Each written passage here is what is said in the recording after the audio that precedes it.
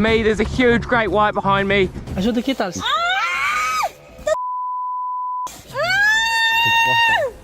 And look how clear the water is. How do I even get... While drifting in the open ocean, a diver caught an incredible moment on camera.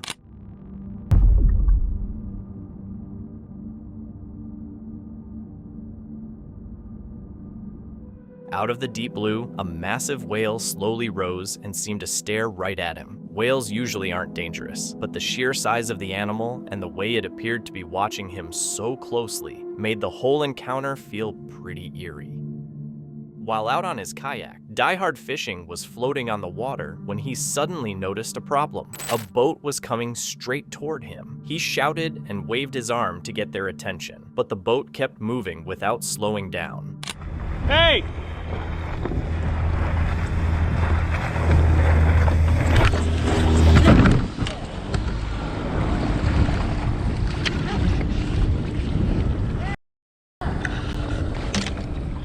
The fisherman on the boat hardly reacted, carrying on as if nothing had happened. His friend Nick wasn't willing to let it slide, though. He followed them to speak with the driver and was surprised to discover it was a father with 2 young kids on the boat. Hey, you better stop, you coward! You're a coward!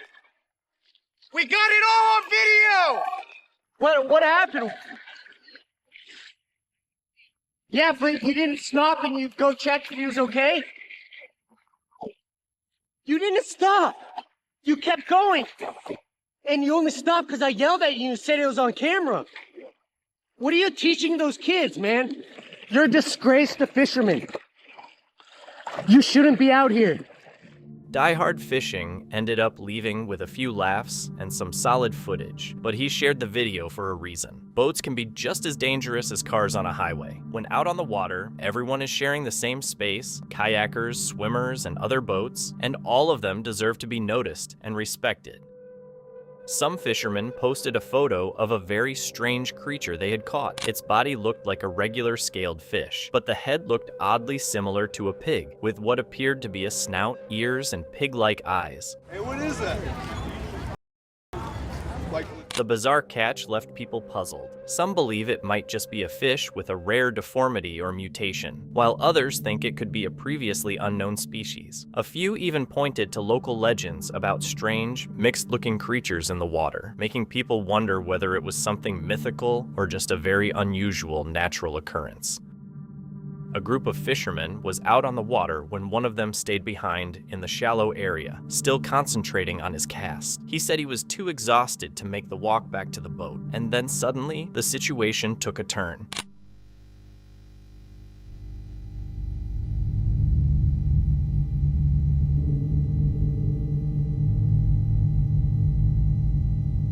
Suddenly, they spotted an alligator moving directly toward him through the water. That alone was enough to make him hurry, and he managed to reach the boat just in time. It was easily one of the most terrifying moments of the trip.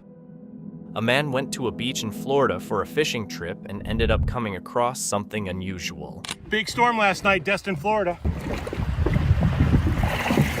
These sharks' teeth are everywhere. Look, there's one. There's another one too. They're everywhere, man. Everywhere. After a powerful storm swept through Destin the night before, the beach was suddenly covered with shark teeth. As he walked along the shore, he kept pointing out tooth after tooth, surprised by how many were scattered around. Some people think the storm may have stirred up ancient fossils, possibly even teeth from the long-extinct megalodon. Others believe they could belong to some enormous creature still living somewhere in the ocean. The discovery has even reignited speculation that the megalodon might still exist. So what exactly did he really find that day?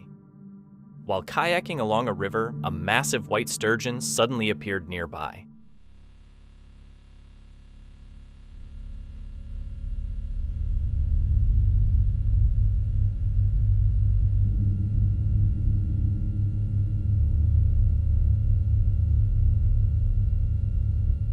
These fish can grow to around 14 feet long and weigh more than 1,500 pounds, with some rare ones reported to exceed 20 feet and live for over 100 years. Seeing a creature that huge rise to the surface beside a small kayak would be enough to make the moment feel pretty intimidating. While fishing in Brazil, a group of men noticed something in the water that didn't look familiar. At first, they thought it was just a piece of floating fabric or plastic trash, but then it started moving. One of them eventually pulled the strange creature out of the water. Its shape looked somewhat like a bat, though its appearance was pretty unsettling. It left many wondering what it actually was. An unknown species, or maybe just a clever hoax. While fishing in Brunei, locals spotted a strange shape slowly moving across the surface of the water.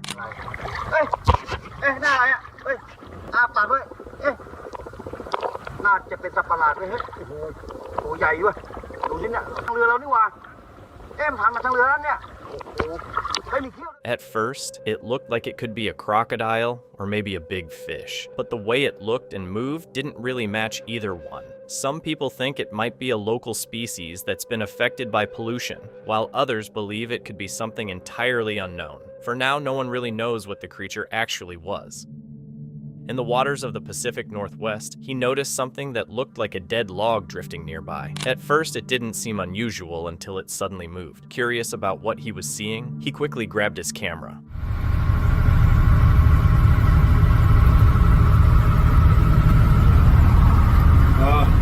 When he zoomed in with the camera, he noticed something strange. The creature appeared to have eyes and a mouth, but it didn't move like a typical fish. He had spent plenty of time out on those waters and thought he had seen just about everything, but this was different. Whatever it was, he couldn't identify it, and neither could anyone else. The fisherman threw the remaining bait into the water, and moments later, something surprising happened. Oh, Jack got it.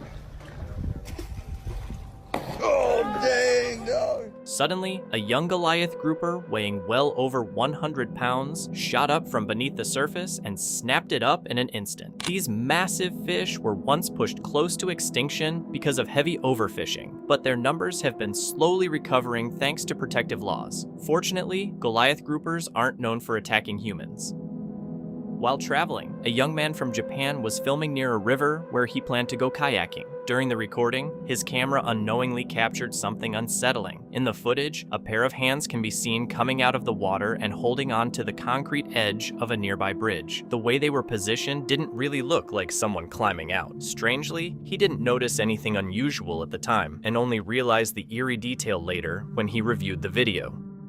During a family camping trip, a father was filming his daughter when something strange showed up in the background. As the camera moved across the field, a figure could be seen walking through the grass. It looked somewhat human, but had a noticeably hunched posture. What made it even more unsettling was that the children kept playing nearby, completely unaware that the mysterious figure was there. Jazz, a fisherman who often records his fishing trips, went back to the Yarra River, the same spot where a falling tree had almost hit him before. When the fish weren't biting, he decided to move to a different location, but that's when the situation suddenly became dangerous.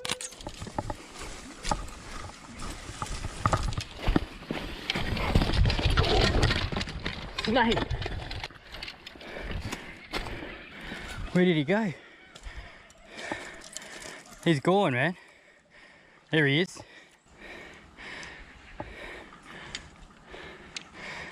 He's underwater.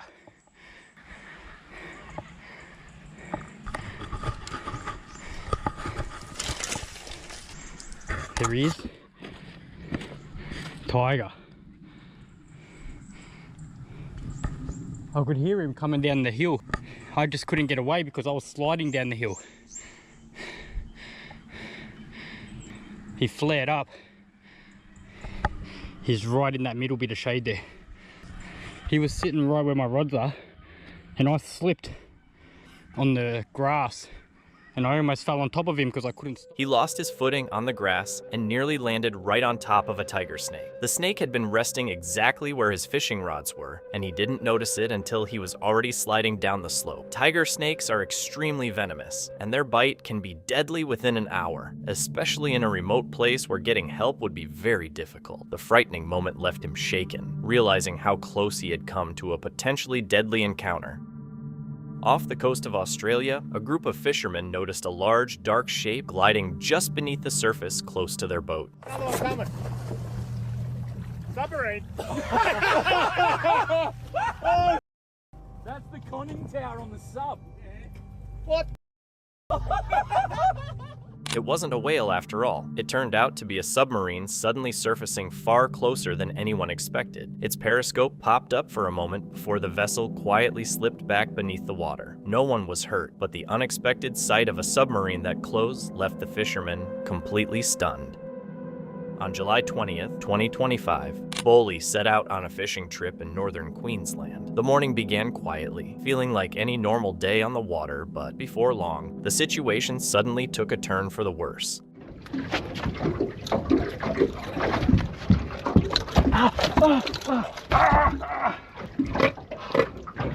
I just got the hook in my thumb really bad. Like, really bad. A fishing hook pierced straight through his thumb, causing intense pain and leaving him in shock. The injury was serious. That's a doozy. Far out. Well, that's probably my day ruined. Well, that right there is not exactly what you want to happen. I don't even know what to do, man. I'm 100 k's by out. It's nearly gone through my whole thumb. Like, it's very bad. The hook had nearly passed all the way through his thumb, and he was far out at sea with no one close by to help. Realizing he couldn't continue in that condition, he started heading back to shore, hoping to get assistance before the situation became worse. Fortunately, he later ran into someone who was able to help, and the hook was safely taken out. While two men were fishing, they suddenly ran into something completely unexpected. Dude, we're walking to a fishing spot, and we just found these legs from a baby doll in the middle of the woods. In the middle of the woods, they found something strange. Plastic legs from a baby doll lying on the ground. Discoveries like that in remote places always raise questions. It could just be trash someone dumped, but it's odd to think about why anyone would carry something like that deep into the forest with nothing else around. When unusual objects show up in places where no one lives, it always makes people wonder how they got there and what the story behind it might be. On February 9th, 2025, two people spending time on a beach in Peru filmed something strange on camera. Caminando sobre el agua, ¿qué fue? ¿Qué es eso? Oh, ¿qué es eso? Un pingüino, As the sun started going down, they spotted a dark figure moving across the ocean surface, almost looking like someone walking on the water. Some people who saw the footage thought it was probably just a trick of the light or a reflection from the sunset, while others believed it might be something much stranger. So the question remains, what did they actually capture that evening off the coast of Peru? On September 24th, 2020, a genuinely frightening video was uploaded to YouTube by the channel Blue Gabe. Blue Gabe is a popular outdoor and fishing creator from South Florida, known for sharing adventures around the state with his family. In this video, he's at a ranch in Hobe Sound, Florida, with his two young kids, setting crawfish traps in the canals and ditches across the property. What was meant to be a simple and fun family outing suddenly takes a terrifying turn. Blue Gabe, we're back in Hobe Sound, Florida, which is in between Stewart and Jupiter. And we're at my brother Deer Meat for Dinner's ranch. I don't know if you've been following me for a while or not, but you've seen that Kelly Young and I have been up in Cape Cod and Boston, then Ocean City, Maryland, and we left because the weather was terrible. Unfortunately, the terrible weather followed us home. Check out Jupiter Inlet right now. Yeah, big, huge, gnarly waves, surfers surfing. We can't get out the inlet. So I said, hey, let's take these crawdad traps that I ordered offline and go set them. We have 8 traps. We've got some yellow jacks for bait that I just chopped up with my Danko 13-inch machete. It's actually a fillet knife and I love to use it, but it's good for just straight chopping things up. So we're gonna bait up all these traps and get this party started. I like to put one piece in the little zipper pouch just so nothing can take it out. And then drop just a couple pieces inside the trap like that. All right, since Luke is the youngest, we're gonna let him set the first one, and he picked this awesome little spot right here, which is the canal that runs the whole length of the ranch right underneath these power lines. Lukey, come here and throw it in. Try to get it out there in the deep spot. Pick it up and chunk it right out there. Good shot.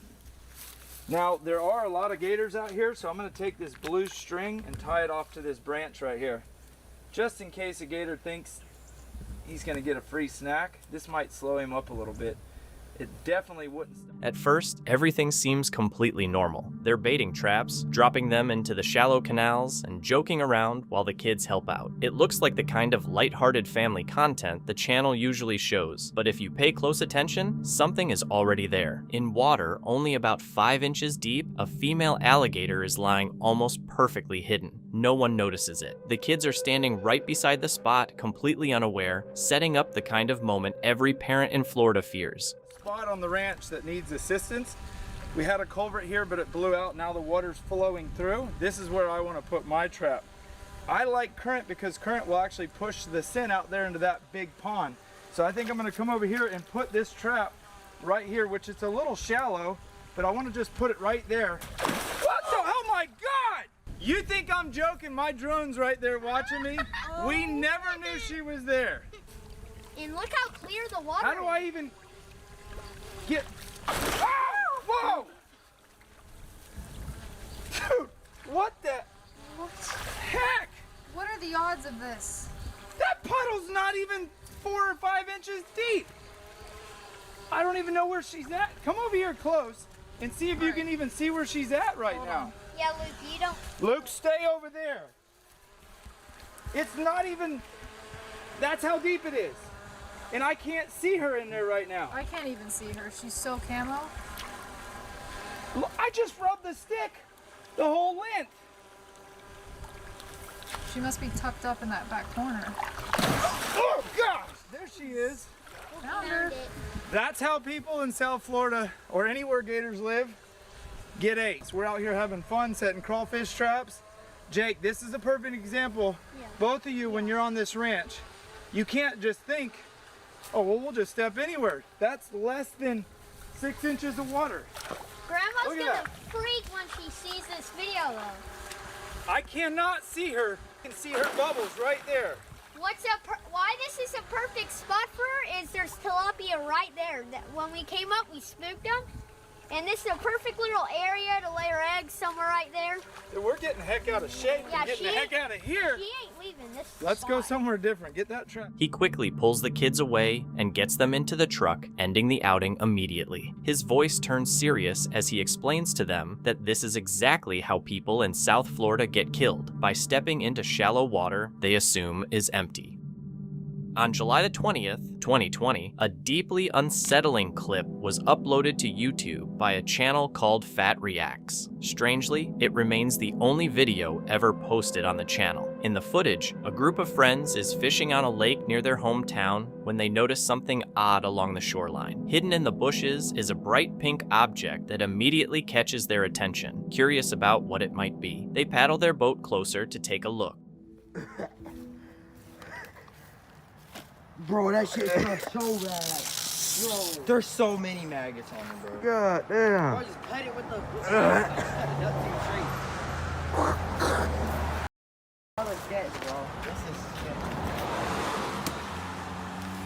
There's maggots all in it, bro. Cheese hell. I'm tired of somebody in that. And so what do we do, call the police? If there's a body, we're calling the cops. What? I'm a throw. I don't even want to look, bro. I don't want to smell that. Just hurry up and cut that. That dude is sketchy as a bro. Like, think about it. Why would somebody leave a cooler and duct tape it? You ain't gonna duct tape. Yeah, there's maggots all. They would literally just. I'm telling you, bro.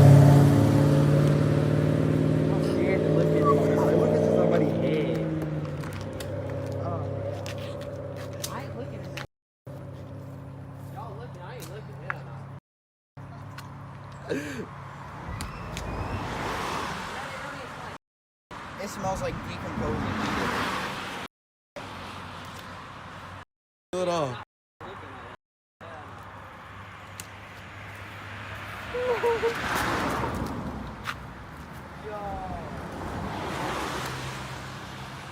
I'm scared.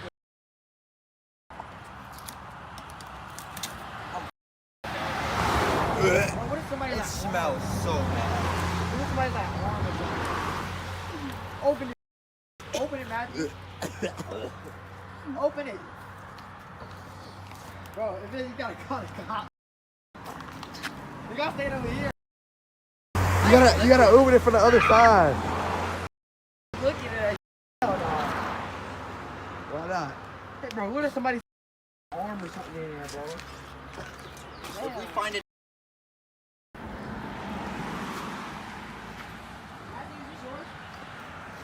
What is it?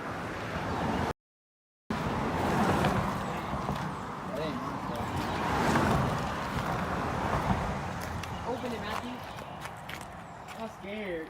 I don't. I'm scared, Bro, it's gonna be some dookie, bro. What the maggots there are, bro? It's decomposed. It's gonna be animal, bro. I already see it. Why would they duck people? Why would they put it so close? Why would they duck? But still, you know people are retarded. Oh, what side does it open up from this side? It opens up from this side. Oh, yeah, I'm going to Do it. Open it. With what? Your knife. Bro,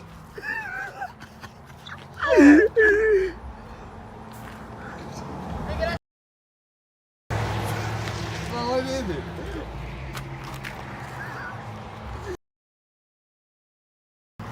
Oh my god. Hold on. Open it up for a minute. I gotta record it. I'm not looking in there. What is that? What is it? What is it? I don't know. I don't know. What you mean? What does it look like? It looks What does it look like, bro? It looks like fish. You lying. I swear. Matthew, what does it look like, bro? It's disgusting. Bro, what does it look like? Bro, we need to call, bro. What does it look like? Oh, Michael! What does it look like? What does it look like? Bro, is it nasty? Bro, you gotta move it, bro. You can't tell. Like, this is like a somebody. Huh? I don't know. I'm holding my breath every time I go over there. Look. I don't know what. It smells like garbage. Oh, look at the fish. I'm not looking over there. It is disgusting. Bro.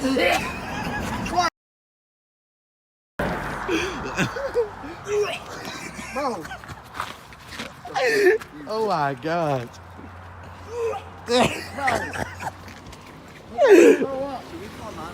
I don't know what it is. Ew. Oh no. Not yet. I don't. We should call 911. What is it? I'm gonna call 911, bro. Chill, not yet. Bro, what does it look like? I don't know, bro. I don't know if it's it's something decomposing, bro. That is so I don't know if nasty. it's fish or if it's a.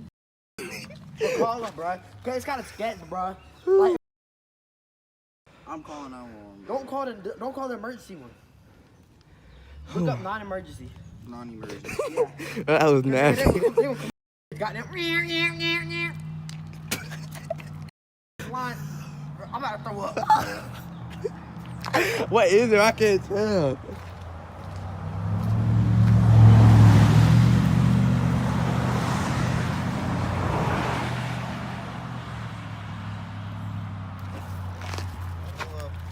It's nasty. Is it nasty? I don't know what it is. Is it nasty?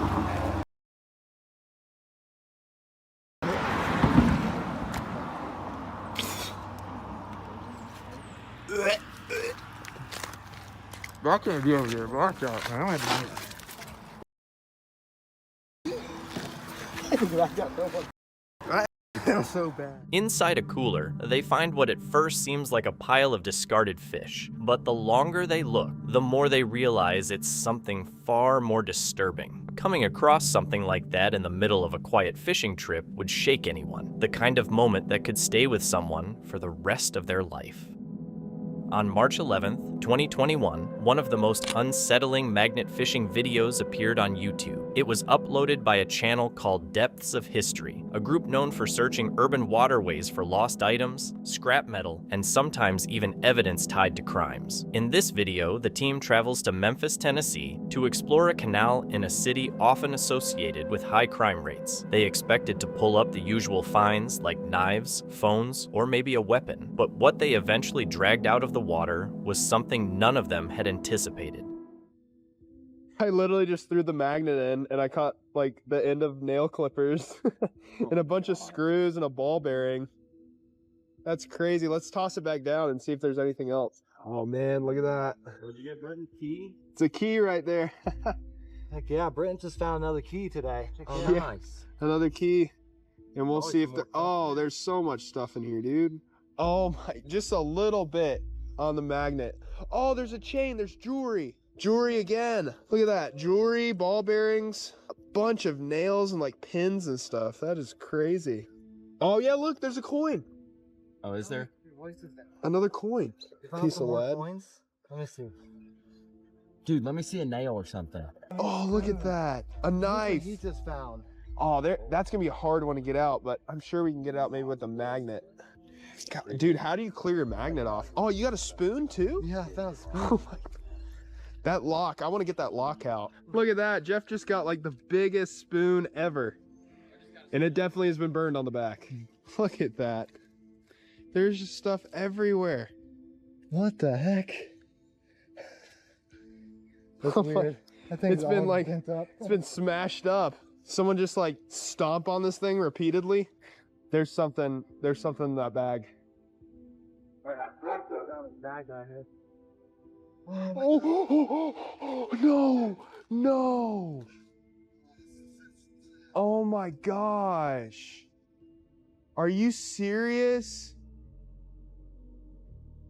Oh my gosh. You've got to be kidding. That's illegal, isn't it? Yeah, it's illegal. Oh my God. Baby doggy. Oh, it's so sad. That is so sad, dude. What the? Yeah, seriously. The atmosphere changes immediately. The crew falls silent, clearly shaken by what they found. One of them brings up Memphis's reputation for dogfighting, and the thought of it makes the moment even heavier. The discovery is disturbing, and with each new item they pull from the canal, the situation only becomes more unsettling. Are you serious? Yeah. There's crystals in it. Oh, I see him. Yeah. Yep.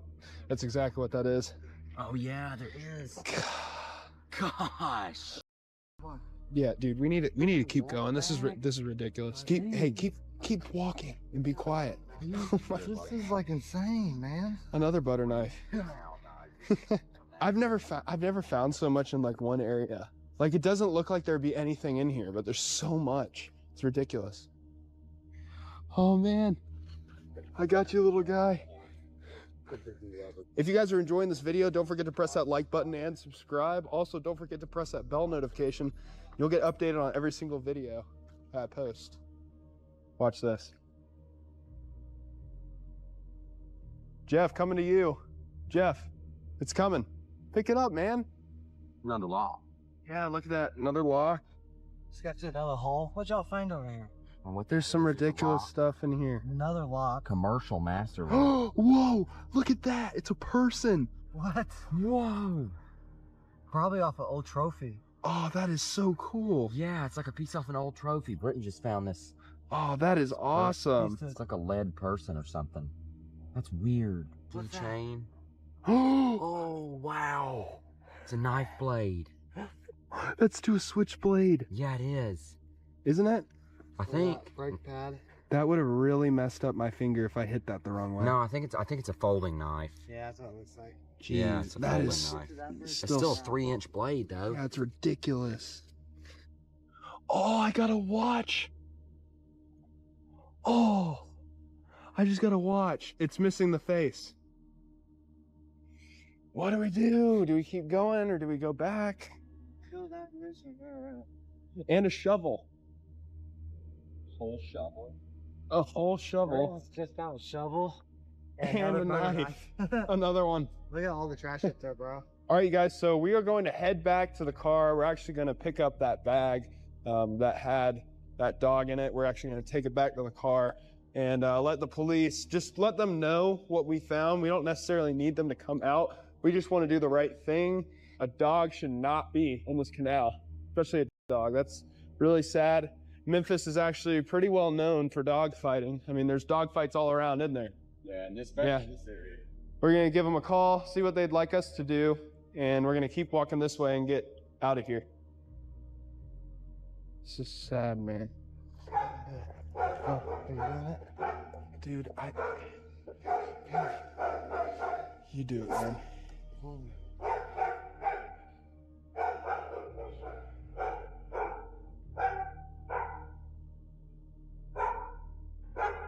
Oh my God. That is so sad.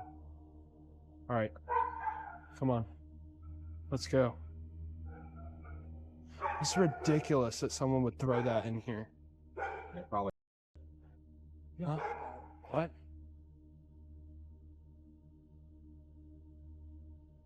All right, you guys, so we just made it back to the car. Hey there. Oh yeah, we just try to clean up the canal trash and all the debris in there, and we're just trying to help out the community. And sometimes we come across weapons and things like that, and we turn them into the police. So we're just trying to do good stuff by just like picking up trash and things like that. We actually found a dog. We're fixing to call the police right now about it. So it's really sad. Yeah, it's a younger dog too, so it's really sad, you know. But Police coming up here? Oh. We don't know. They may not even come out. Well, we're gonna give them a call and You probably just park up there towards the front. park up there towards the front. Okay. Yeah, because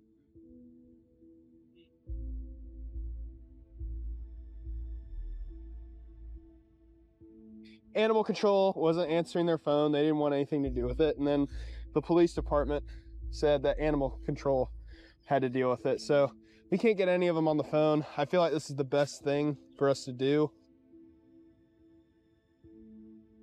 So you ready to put a dog inside it? Yeah, man. I'll do it. I need Here. gloves.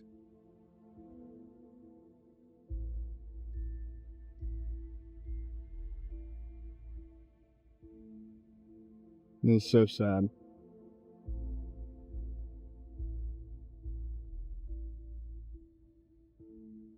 He's real soft still. It literally just happened.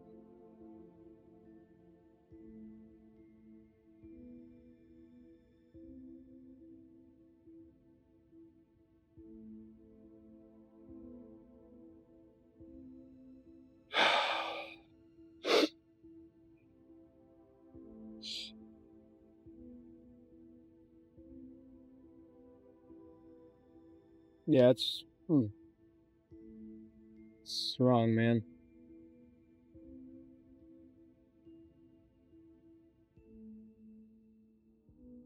They try contacting animal control and then the police, but no one shows up. In the end, they handle it themselves, carefully carrying the dog out, placing it in a bag, and giving it a burial. The final moments are difficult to watch, with the crew clearly overwhelmed by what they've experienced. The video closes with a harsh reminder that some of the darkest realities aren't hidden away. Sometimes they exist right in the middle of a city where people simply choose not to look. On June 20th, 2022, YouTuber Aquatic Addiction shared a chilling reminder of why diving alone can be so dangerous. He had gone spearfishing in the Gulf of Mexico, about 40 miles from the nearest shore. At the start, everything seemed perfect. Calm water, clear visibility, and the promise of a great day ahead. But in a sudden moment, the situation turned into every diver's worst nightmare when he lost consciousness underwater.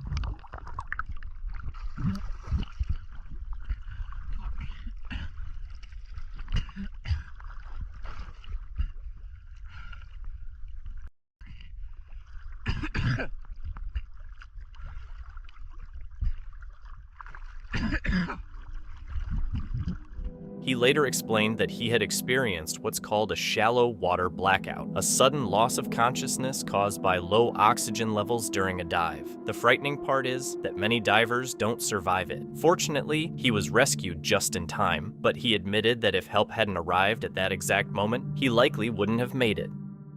On October 19th, 2022, a video shared by Kelly Young shows a legal alligator hunt on Lake Okeechobee in Florida. Her channel is centered around outdoor adventures, hunting, and catch-and-cook traditions tied to local culture. That day, she was out on the water with her father and a few friends. The lake appeared calm, but beneath the surface, something powerful was already moving, waiting for the moment things started to get out of control.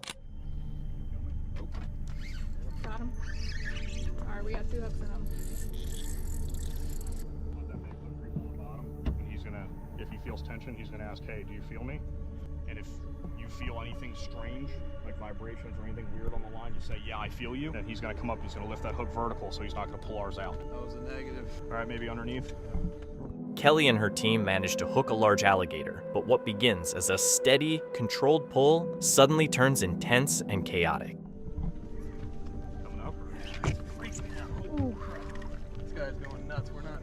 So you just want to give me that snatch and you get the dog? Right here's your space. Here, get him, Parker. We are so twisted up right now. Oh my gosh, this is not good. No, it's not. He's not happy. Swipe your purse.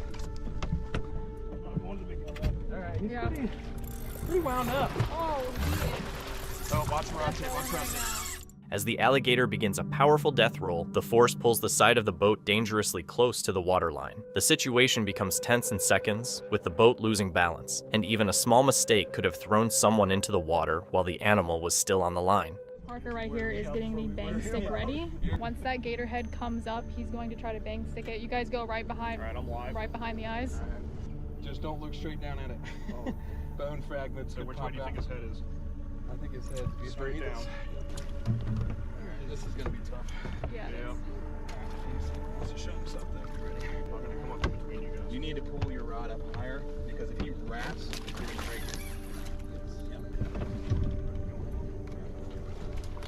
Float him. Facial. Alright, walk backwards with it. Buddy. That's right there. Go reverse again. Yep. Oh, God. This one wants to wrap himself a lot. Makes him twist a lot. Yeah, it's that's his tail is up here, not his head. Come on, come on. Right there. Come on. I need him up a little higher. He's not playing. He's not Yeah, if cooperating. you let the tail down, I think the head comes up. Alright. Trying to get shallow here in a second. I know, I'm trying to turn.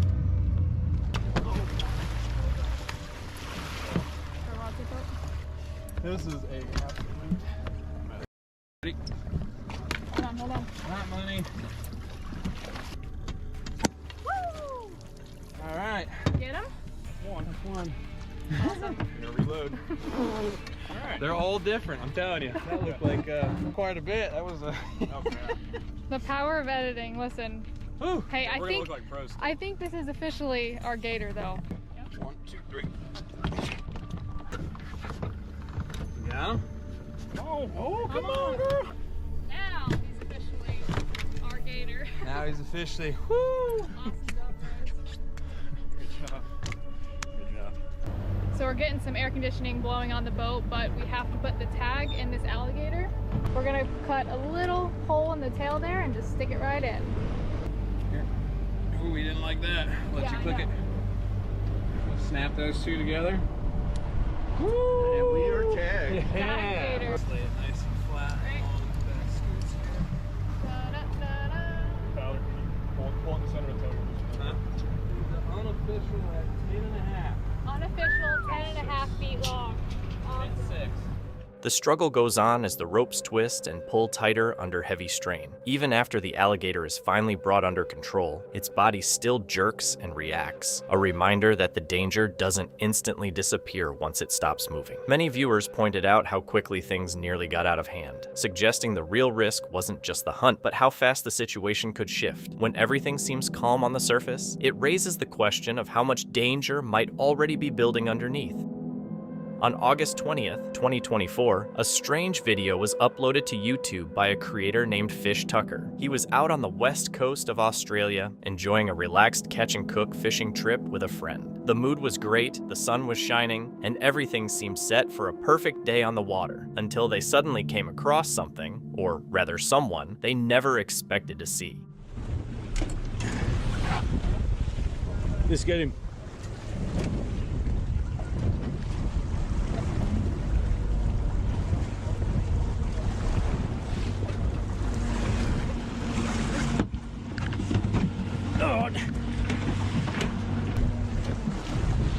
You going, mate? Go around, James. Go around, because look at the wind. You going all right? Thanks, mate. Yeah, I'm all right. Yeah, I noticed you. I'm like, what's going on? Go around the other side, James.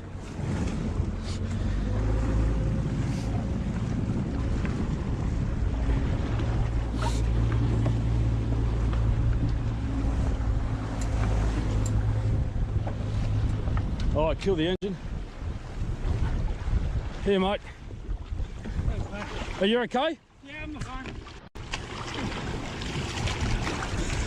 You got a ladder? In the back? Okay, mate. Yeah, there's a ladder here. How long you been out here? I was in the water probably for 5 minutes. 5 minutes, okay. I noticed you there a while. What do you got here? Okay. It's just empty. Yeah. That's all right. Okay. You ready? Yeah.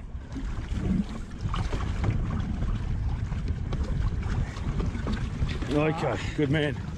Are you there? Can you get in my bag? Yeah, yeah, we'll get your stuff. Yeah, yeah. Yeah. You're more important, but Yeah, it's my key in there. yeah, yeah, sure, mate. Yeah, For this key in there. yeah.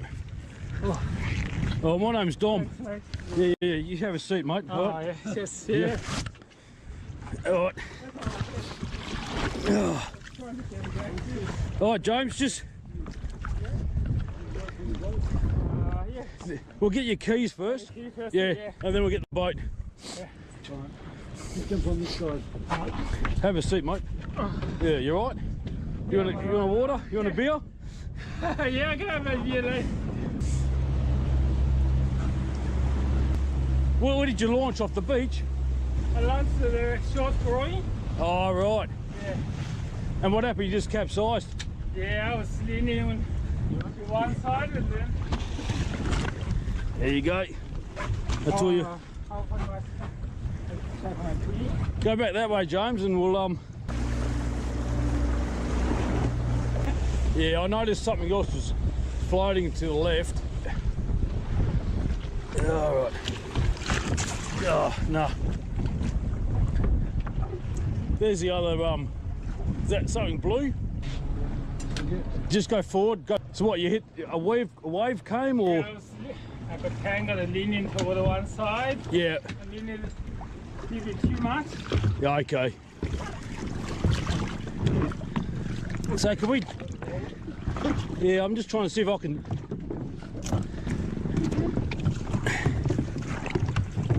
Oh, it's pretty heavy.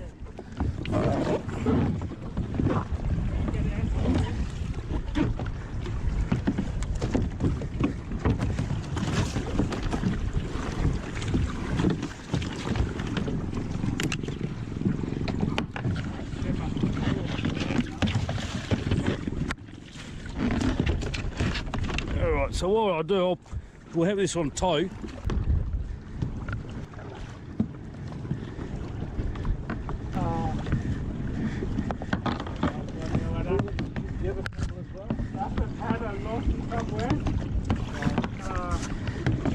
Alright, so we're just trying to tie up this boat.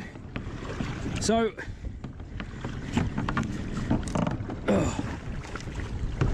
now obviously Out of nowhere, they noticed a man alone in the open water, holding on to a capsized kayak and clearly struggling to stay afloat. He had flipped over and couldn't climb back on, and the current was slowly pulling him farther out to sea. The situation could have turned tragic very quickly, but Tucker and his friend reacted right away and were able to bring him to safety. It was meant to be a simple early morning trip out on the water. The plan was straightforward: launch the kayak, enjoy the smooth, calm sea, and hopefully catch something worth talking about. The route had its own appeal, starting with a quiet paddle through a river mouth, pulling the kayak across a sandbar and then heading into the open ocean. That morning, the conditions were unusually peaceful. No wind and hardly a ripple on the surface. A rare stretch of calm along that rugged coastline. Good morning. It is about 6:15 for me here, and I've just paddled the kayak out through the river mouth here, which is quite a nice little warm-up. It's a really cool thing about this spot. You get to paddle through a river, then wheel your kayak over the sandbar and out to the sea. But we have glamour conditions out there today. Almost no wind and almost no swell, which is not a common occurrence at this spot. So I'm very, very stoked to get out there. By around 6 a.m., he had already paddled out and settled into the calm rhythm of the ocean. For a while, everything seemed completely normal, until suddenly it wasn't. Yep, here we go. Just tossed the lure up while I was moving to the other ledge. Good kahawai for a live bait. After catching a solid live bait fish, he started to notice something odd. The fish that had been fighting hard just moments earlier suddenly went almost still. Then, out of nowhere, a dark shape sliced through the water, a great white shark. Little rascal. Stay out of the reef. What the Great white! Great white! It glided past the kayak with an eerie calmness. At first, he kept paddling, hoping the shark would simply move on, but it quickly became clear the animal wasn't planning to leave. Oh, mate, get out of the rudder! Holy me, there's a huge great white behind me.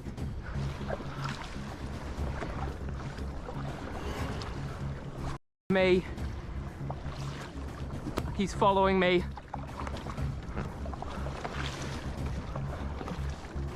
Me. Leave me alone. If I throw a water bottle in the water, it might grab his attention and he might go and eat it. Oh, he's coming closer. He's right on my tail. All right, we'll throw this water bottle. He's turned on the water bottle. It started following behind him, staying close and matching every paddle stroke. In a desperate effort to distract it, he threw a water bottle into the water, but it didn't make any difference. The shark seemed completely focused on him. Then, for a brief moment, it vanished from sight, which only made things more terrifying. The question lingered in his mind. Where had it gone? Was it right beneath him? Oh yeah, he's still back there. He's about 20 meters behind me now. He's coming closer. I'm sorry for all the swearing, but I'm hitting bricks right now.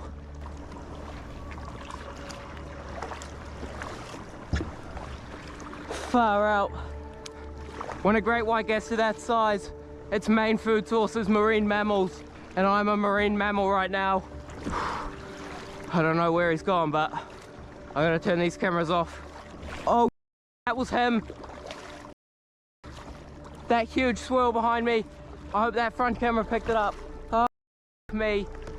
He's still following me. He's got a distance, but he could swim up on me at any moment. Time seemed to slow down as his heart raced. The shark was still nearby, keeping its distance but never fully leaving, and at any moment it could have rushed in. He kept paddling nonstop, knowing he couldn't afford to stop. After a long, exhausting push toward shore, he finally made it back, shaken, but alive and fully aware of how close the encounter had been. Viewers later debated the shark's behavior. Some wondered if it was simply curious, while others thought it might have been testing potential prey.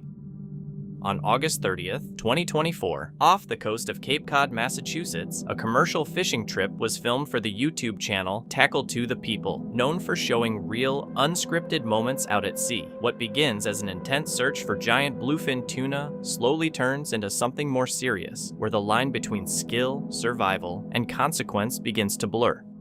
Hold on. I want a tuna. Tuna. We're tight. Hell yeah, baby! Riley, we're tight, Riley. Dude, Riley, it was just like the freaking ballyhoo. I was on the reel. Neutral.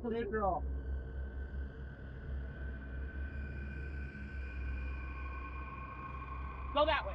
Dude, the bluefish, because we were in the school of bluefish.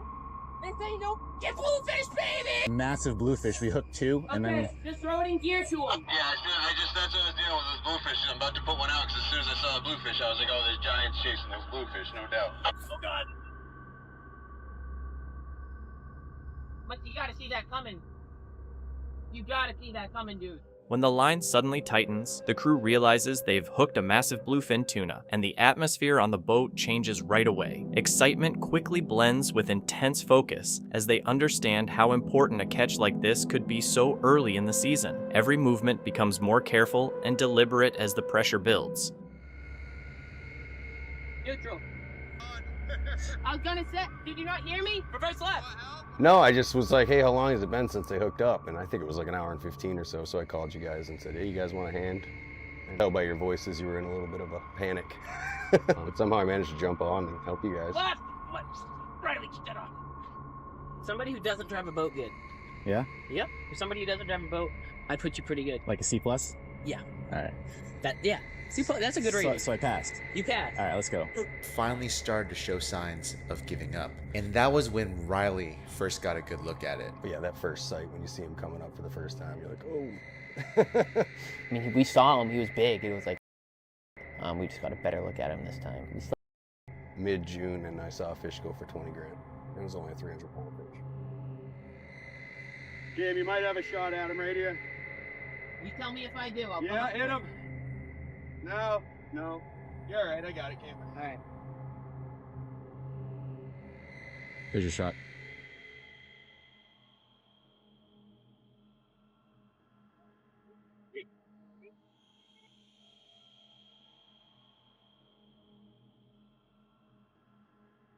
Fine. You hit him? Yep. Yep.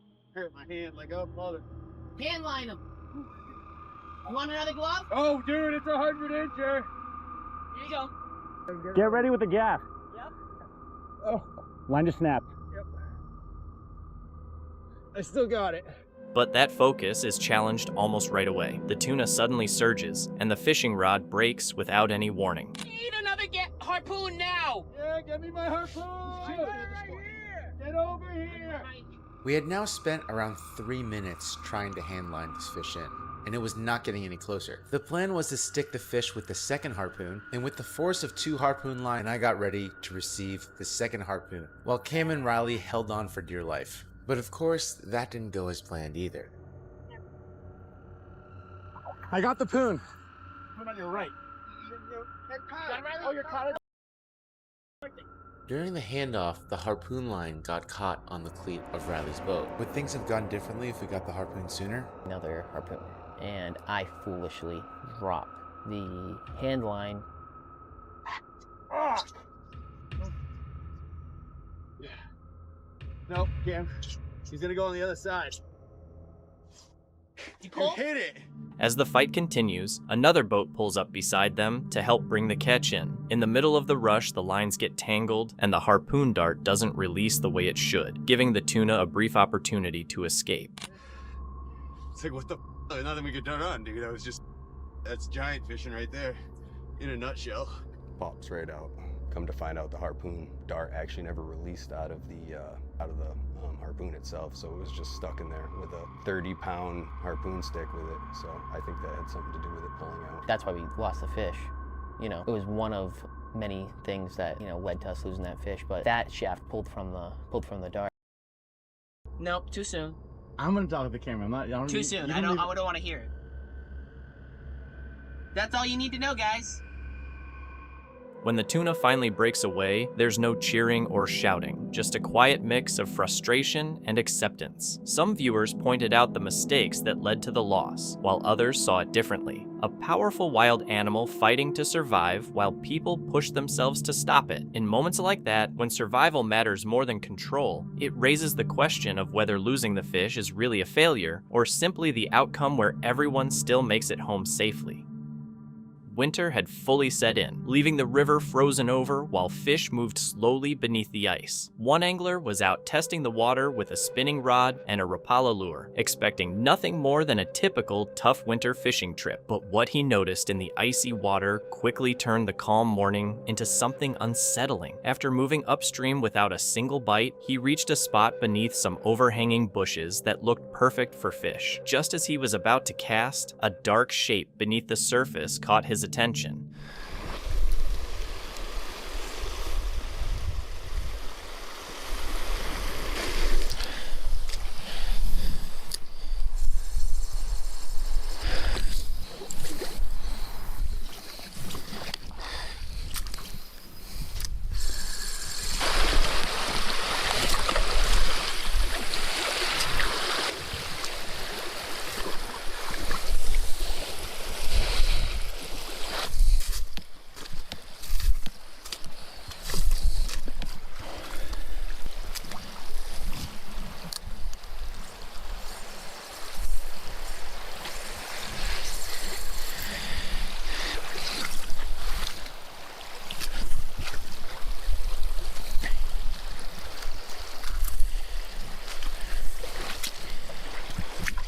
What in the heck? I hope that's not what I think it is. Oh my gosh. Are you guys seeing this? Do you guys see that dark thing right there? I'm not even lying to you guys. I think that is a freaking mountain lion because the tail is super long. I think that is a freaking mountain lion, you guys. Like, what? That is honestly really eerie. Dude, okay. That is honestly freaky. I'm gonna try something. I'm gonna grab this big stick and we're gonna try to lift that whatever it is out of the water just so we can get a better look. All right, let's see what we got here. Oh my gosh, that is freaking creepy, dude. What is that? Look at that. Look at that. You guys see that tail? Oh my gosh, man. Like, I don't know why, but I'm like scared touching this thing. Just because, I mean, if it was alive, it could straight up.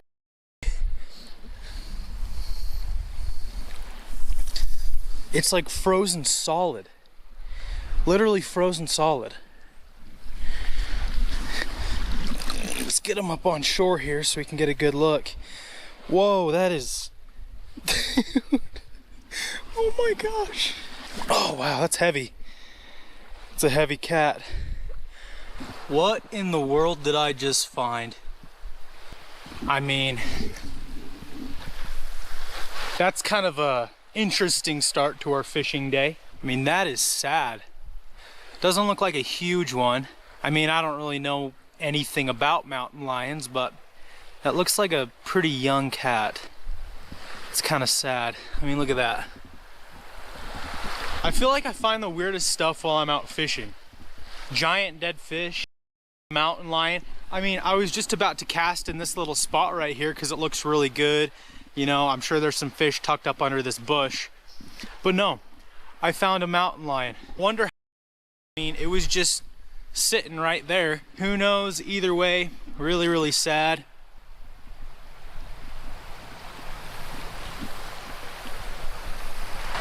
Well, that's crazy, folks. That is the first time. I mean, I've seen deer and coyotes while I'm fishing, but never have I seen a, and I feel like that's the equivalent to finding a grizzly bear. I mean, you just don't see them that often. After documenting the discovery, he left the area and continued fishing elsewhere. But the image of the frozen mountain lion stayed on his mind. After 2 hours without a single bite, he finally got a strike, then another. The spot suddenly became active, and despite his broken reel, he managed to land several cutthroat trout and a tiger trout. He kept one fish for dinner and released the rest before ending the trip. What began as a simple winter fishing outing turned into a strange day, finding a dead mountain lion and leaving with questions about what could have caused it to end up frozen in a shallow river. Early one morning, Olmenboog arrived at a remote reef break on the Australian coast after driving more than 90 minutes to reach the spot. The powerful slab wave was known for being dangerous and usually required surfers to have others nearby for safety. When he got there around 8 a.m., the conditions looked great, but the beach was empty, a clear warning sign. He noticed another person arrive and hoped they would join him in the water, but they never paddled out. Despite the risk, Olmenboog decided to surf alone. At first, everything went smoothly, and he caught several strong waves, but then the situation suddenly changed.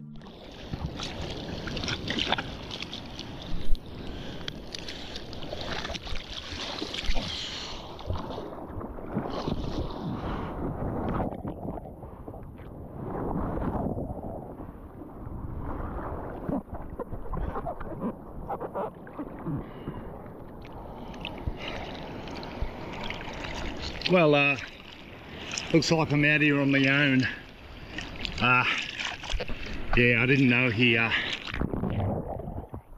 didn't even realise our mate went in. It's sketchy as out here on your own. I'll grab one more, go in.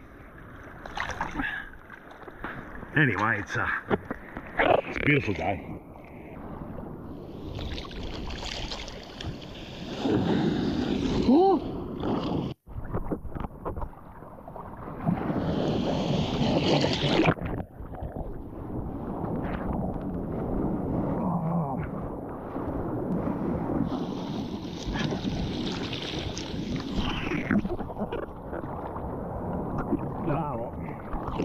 I turned a little bit weird. It's the shape of the wave went all weird.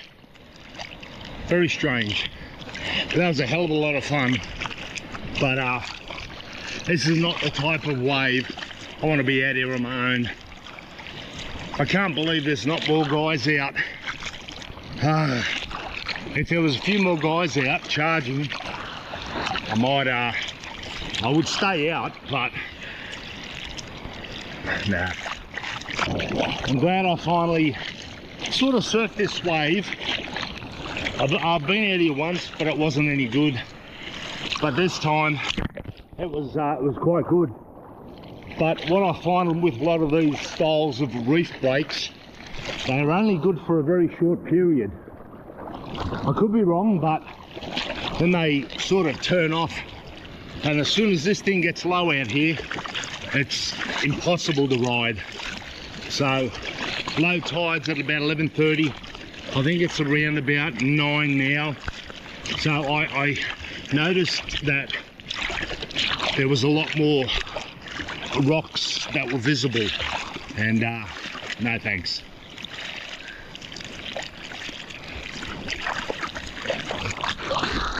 Anyway, I ticked this off my bucket list, so I finally surfed it properly, you know, had a good surf. There's rocks everywhere.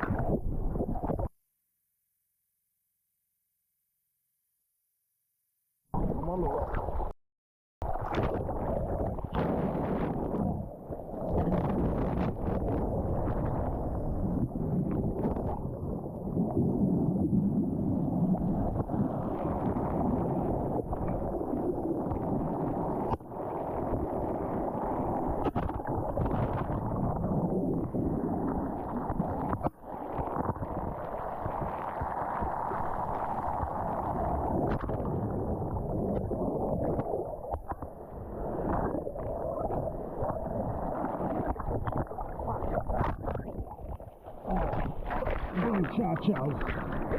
Oh. We're getting...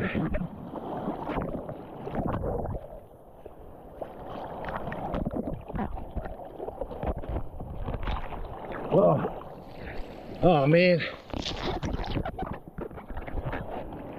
Oh. Just got smashed on those rocks. Oh.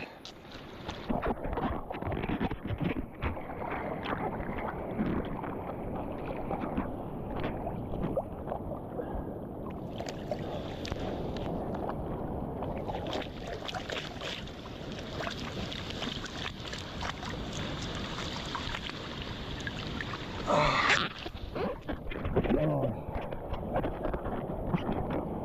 to check these wounds out. Oh, I feel like I've been dragged across quite a few rocks, and oh man, my hands, my knees. What a bullhead.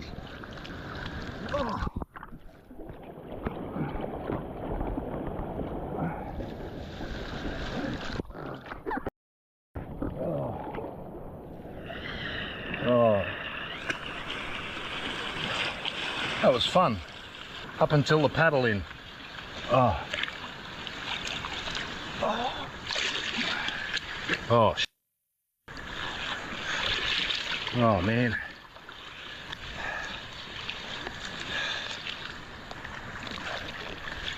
Some waves aren't worth facing alone, no matter how good the conditions appear from the shore. That morning, he headed home, treated his injuries, and thought about how easily the situation could have ended much worse. The wave would still be there, breaking over the reef, but next time he wouldn't be out there by himself. In February 2023, fishing YouTuber Southern Salt was out pre-fishing from his kayak before an upcoming speckled trout tournament. He moved between creeks and deeper water, trying to figure out fish patterns and put together a strong strategy for the competition. Y'all, I am out here today getting ready to go speckled trout fishing. We got the Hobie Pro Angler rigged up, got my lines in the back set up. I'm gonna show you the rigs I'm gonna be using a little bit later on. Check it out, we have one of the largest tournaments of the year coming up. It is our first MBKFA trail event, and it is the Winter Spectacular. I need to find some speckled trout to get in there and hopefully have a good showing in that tournament. So that's the plan today. Get out here, try to piece a pattern together. Yeah, let's see if we can find some fish. Y'all stay tuned, let's get at it. The action was consistent, with several solid trout being caught in about 5 to 6 feet of water where bait fish were heavily gathered. An unexpected redfish also showed up, adding even more excitement to the run of good catches. All right, I'm gonna leave this alone out here. We definitely found some fish. I'm gonna ease up. I got 2 little creeks right here. I'm gonna work through one little creek, see if I can locate some fish in there, come out and hit the other one, and then from there we'll just move around and try to find some other spots. We just got nailed right at the creek mouth. We're on. That one's not gonna be as big. Still a solid trout. Look at that fish. No small ones in here today. Another 19-incher, y'all. I went into the creek, couldn't find anything in the creek. As soon as I came back out here at the mouth of it, we were on. Dead off my head. Look at them. That is an 18-inch fish all day. See ya, girl. Now this tournament we have next weekend is a catch photo release event, and so it really doesn't matter on weight. They don't have to be fat, just got to be long. And I've already told y'all we're using this White Men of Death hoodwink, but check it out. Look at the way our water clarity is, right? It's clear, it's not sedimented, but it's kind of hazy. And that white is just, look at it. I mean, it just looks beautiful down in the water. It's definitely the right color for the occasion. Good overcast days like this, got a front moving through, which is typically not good for fishing. I mean, yesterday probably would have just been jam up. Yeah, not the best conditions, and we're still whacking them right here. Oh, we're on. We're on. That's a big fish. Dude, be a trout. It is. I think it's a trout. Oh, it's a redfish. Dang. Oh, buddy, you fooled me. I thought I had a giant trout on. Come here. All right. Beautiful blue tail on this guy. Not a big red, but I tell you, a red this size will make you think you have a giant trout on. And another victim. All right, anyways, we'll see you.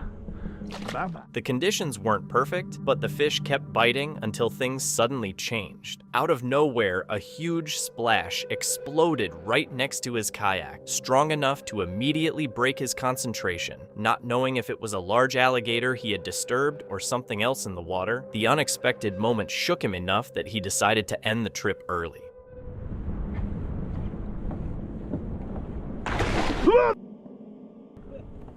Mother, I hit an alligator, dude. That wasn't an alligator. Yeah, what was it? No, bro. No, oh, dude, I just off, bro. I'm out of here, bro. That was a gator, man. What was that? Hopefully I can slow-mo that down and know what it was. I swear I think it was an alligator. I have no idea. All I know, 1 minute I'm fishing and the next there's just giant splash right next to me. I know it's on camera. I'm kind of freaked out, I'm not gonna lie. Y'all comment below, what do y'all think that was? Cause I think I need to change my drawers cause that kind of got me. I ain't gonna lie, I'm getting out of here. Whew. It's 66 degrees in here. What do you mean it's too cold? It's 70 degrees out. Sean's telling me it's too cold for it to be an alligator. 77 degrees. I got shorts on underneath these, right? If you can wear flip-flops, it is not too cold for alligators. 66 degree water temperature, 70 degree surface temperature. They are definitely out. Definitely. Oh, y'all check it out. Look how much mullet is in this creek right here. Look at it all. We're in a small creek. That's where we ran over a gator. Went back to this little lake and we're pushing down through this creek trying to get back out to the main body of water now. Y'all look at them. They're going crazy. It's like we're flushing all the mullet in this little creek. Insane.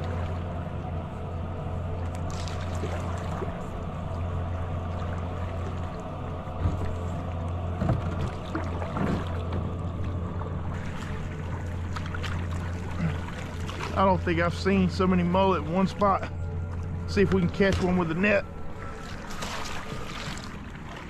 They're like beaching themselves.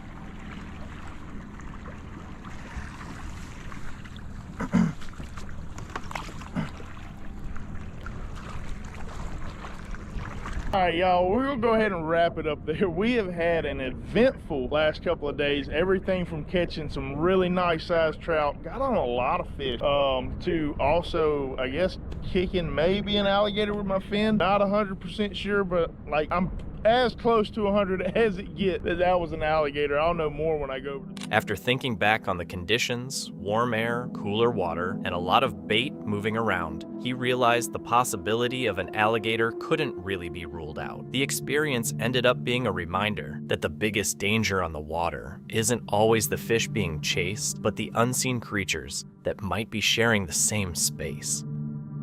Jason and his crew from Motor City Magnet Fishers were searching the water under the Timon Bridge when their magnets started pulling up street signs, brake cylinders, and even an old revolver. It seemed like another typical day of recovering discarded items from the muddy water below. But that quickly changed when Jason noticed something unusual hooked onto his line as he got ready for another throw.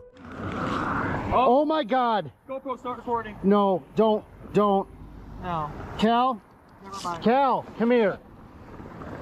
I don't think it's in. Don't record. No, it's just It's either a dog or it's a person, dude.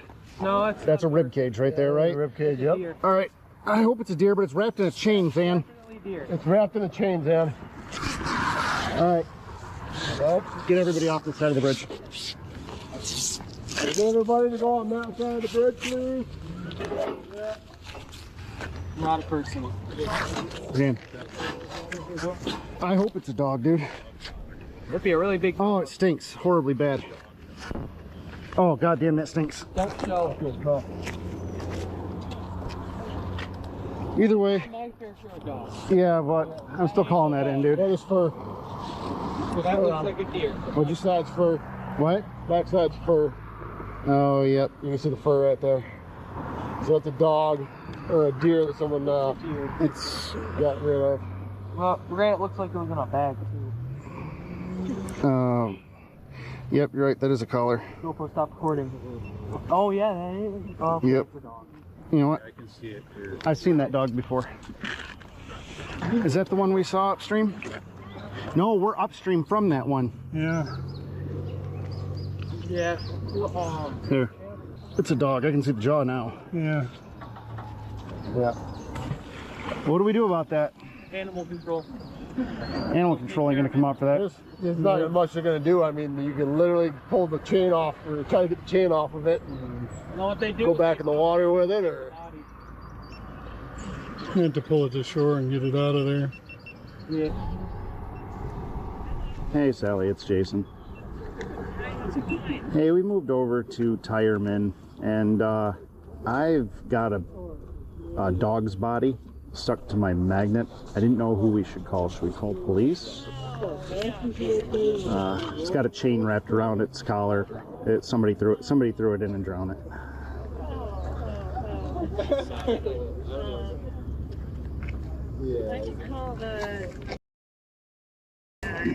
Okay, if you could do that, that'd be great. I wouldn't know who to call. We're gonna try to drag it over to the shore. It's mostly bones. Yeah. But it smells horrible. Yeah. Yeah, I'll try to call. All right, thank you. Bye.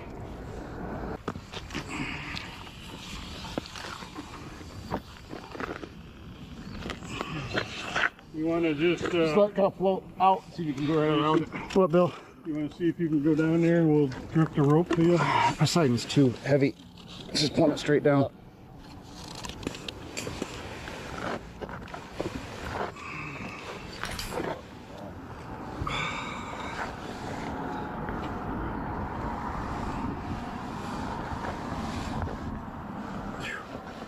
Somebody might want to catch the other half of that chain. The chain probably has concrete on it. Something. Want to grab a hook? Now, let's see how it rolls.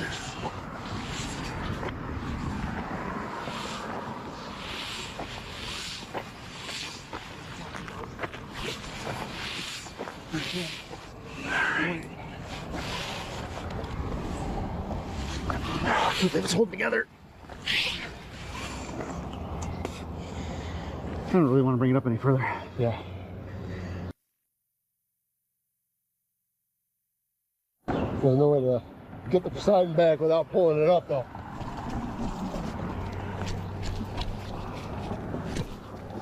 Almost. Wait.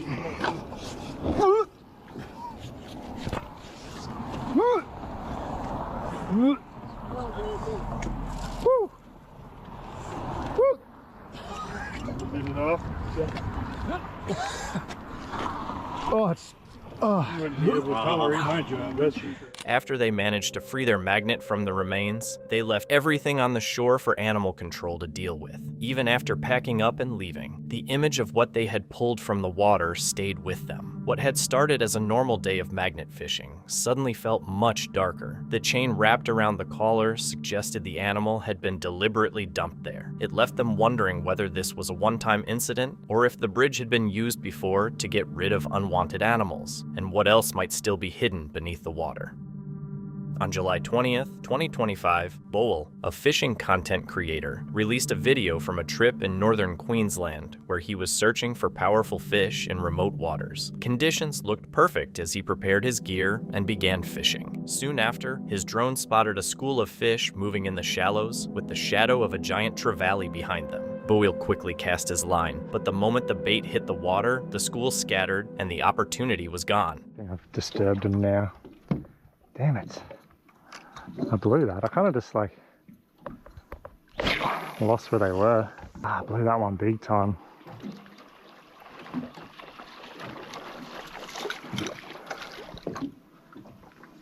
Oh, there's some small ones here. Bloody blew that. It's much harder to do this thing solo. See if we can quickly find some other ones. The opportunity had slipped away, but he kept going, moving farther out while searching the water for more signs of fish. Then, his first setback hit. His drone, which he relied on to spot fish from above, lost power when the battery died. Without that aerial view, he had to depend on his instincts instead. And these bloody drone batteries die way too fast.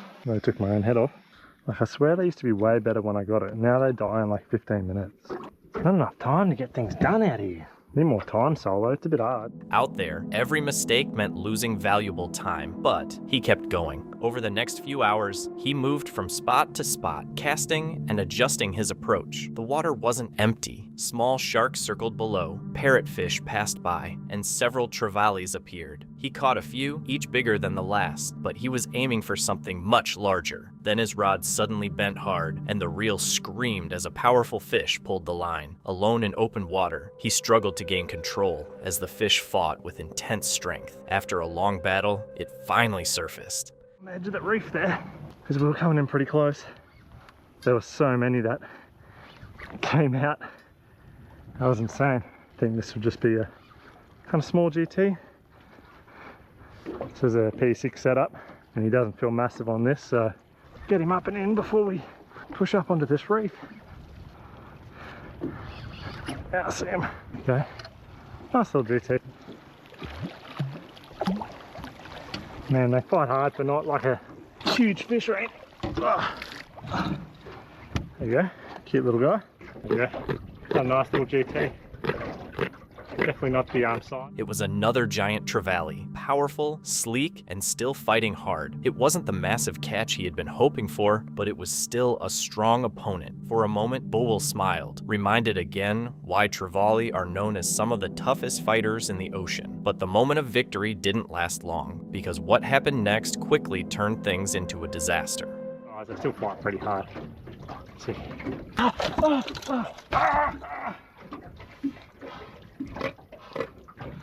I just got the hook in my thumb really bad. Like, really bad. Have a look at that. That's a doozy. Far out. Well, that's probably my day ruined. Well, that right there is not exactly what you want to happen. I don't even know what to do, man. I'm 100 k's by you out.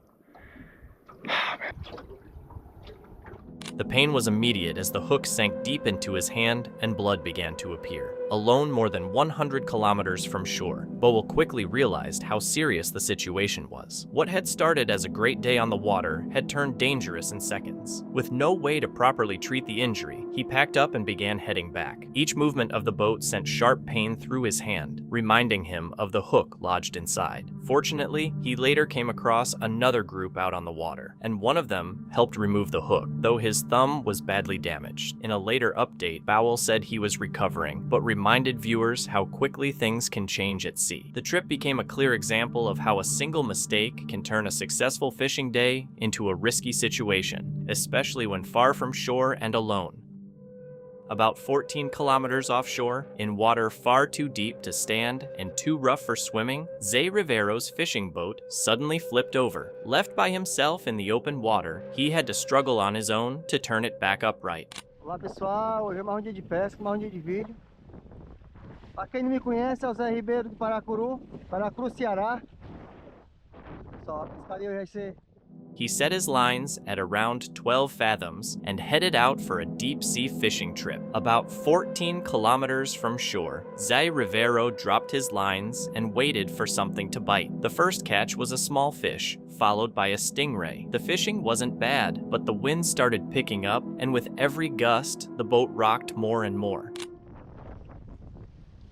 Muito vento mesmo, pessoal. O vento tá forte aí, ó. Eu acho que eu fico em pé em cima do touro brabo. Aí, ó. As ondas fortes. Mas a gente tem que procurar alguma coisa pra levar pra cá, aí, pessoal. Aí, ó. Calma aqui, aí, ó. Aí, ó. Aí, ó. Eita, pessoal, aí, ó. Aí, ó. Tem que tomar hoje. Mas tá o bote se vira agora. Mas é isso aí.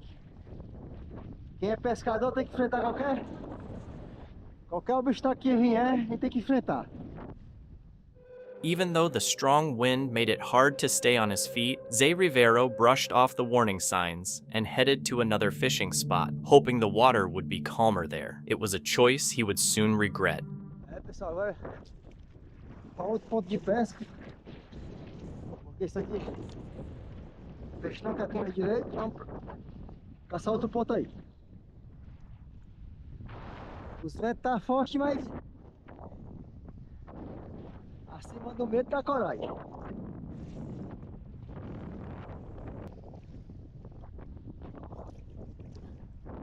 vento é forte. gente vai pra dentro. Vamos em busca de pescado.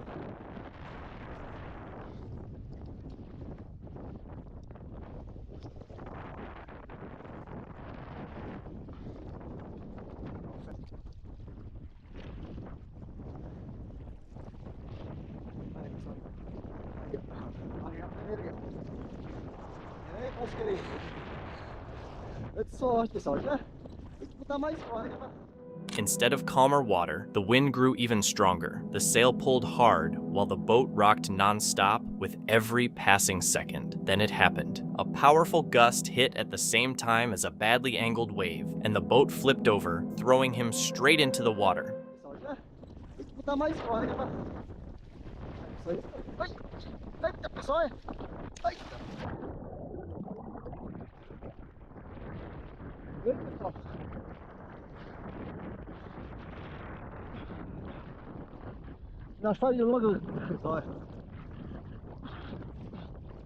The boat had flipped completely upside down, with all his gear either stuck beneath it or sinking into the depths. This is the kind of moment where panic can cost someone their life. But Zay Rivero stayed calm. Having spent his whole life fishing in those waters, he knew exactly how to handle the situation.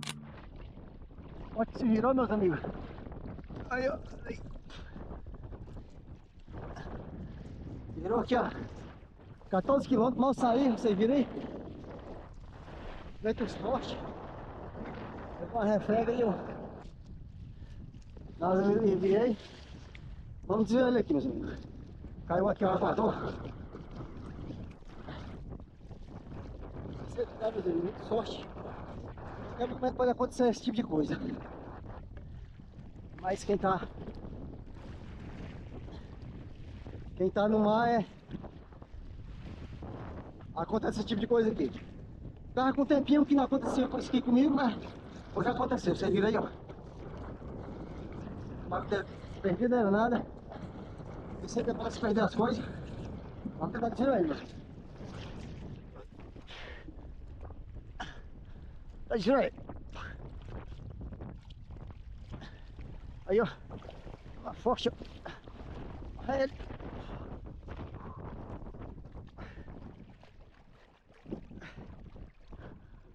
E aí, pessoal.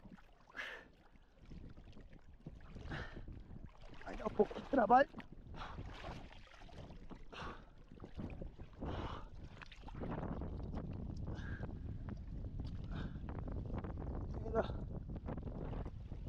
Saiu.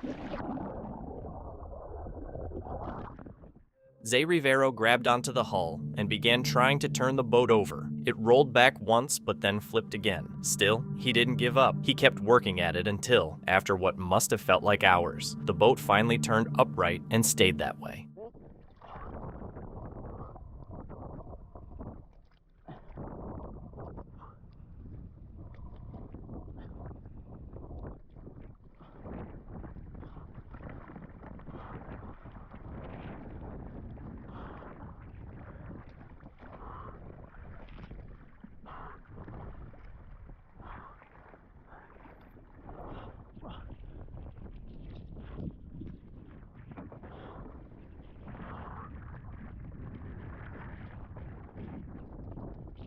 Quanto aí, pessoal,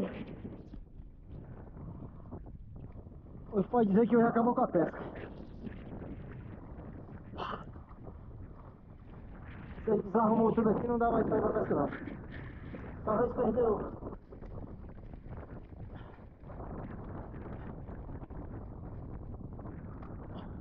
Depois que perdeu as linhas, perdeu algumas linhas, perdeu algumas chuvadas, mas isso é de menos. Enquanto eu consegui desvirar ele, e agora tem que ir daqui pra ir pra casa. By the time he finally made it back to shore, the sun was almost gone. He showed the one thing he had managed to save, a stingray weighing about 8 kilograms. He sold it for 80 reals. It wasn't much, but it was enough to bring food home. He had lost gear, lost time, and nearly lost everything else, but at least he made it back alive. In this video, Brazilian fishing YouTuber Kichia heads out expecting a normal day on the water. After spending hours without catching anything, she decides to move to a different spot, and that's when her luck suddenly changes. Tudo bem com vocês? Pra quem não me conhece, meu nome é Kessia e estou começando mais um vídeo aqui no canal pra vocês. Bora fazer uma pescaria comigo? Então vem. Vamos fazer nosso primeiro arremesso pra ver se a gente hoje tem sorte, hein? De pegar algum peixinho de couro. She ends up catching a large cerebum catfish, the exact kind of catch she had been hoping for. Tem umas iscas para poder pescar em outro ponto. E ó, vamos ver o que é. Olha o tamanho, surubim. Vem cá. Urra, calma, calma, calma. Vou pegar ele aqui agora.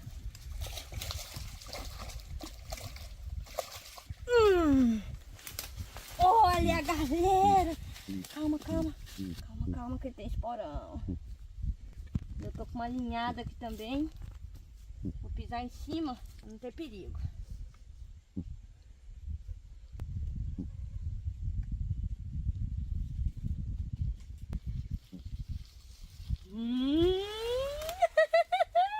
Olha que troféu!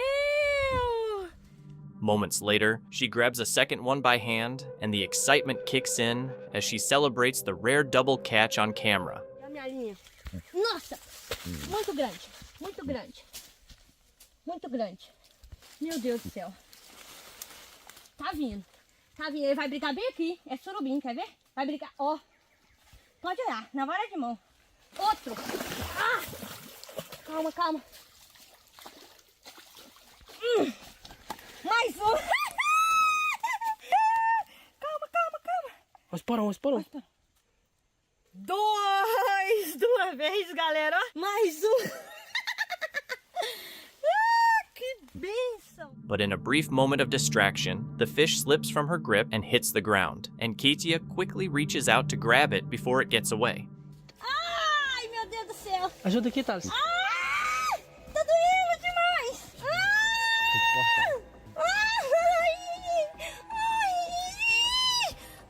Her hand lands right on the catfish's sharp spine, which punctures straight through her finger. As the pain hits, her friends quickly rush over to help her.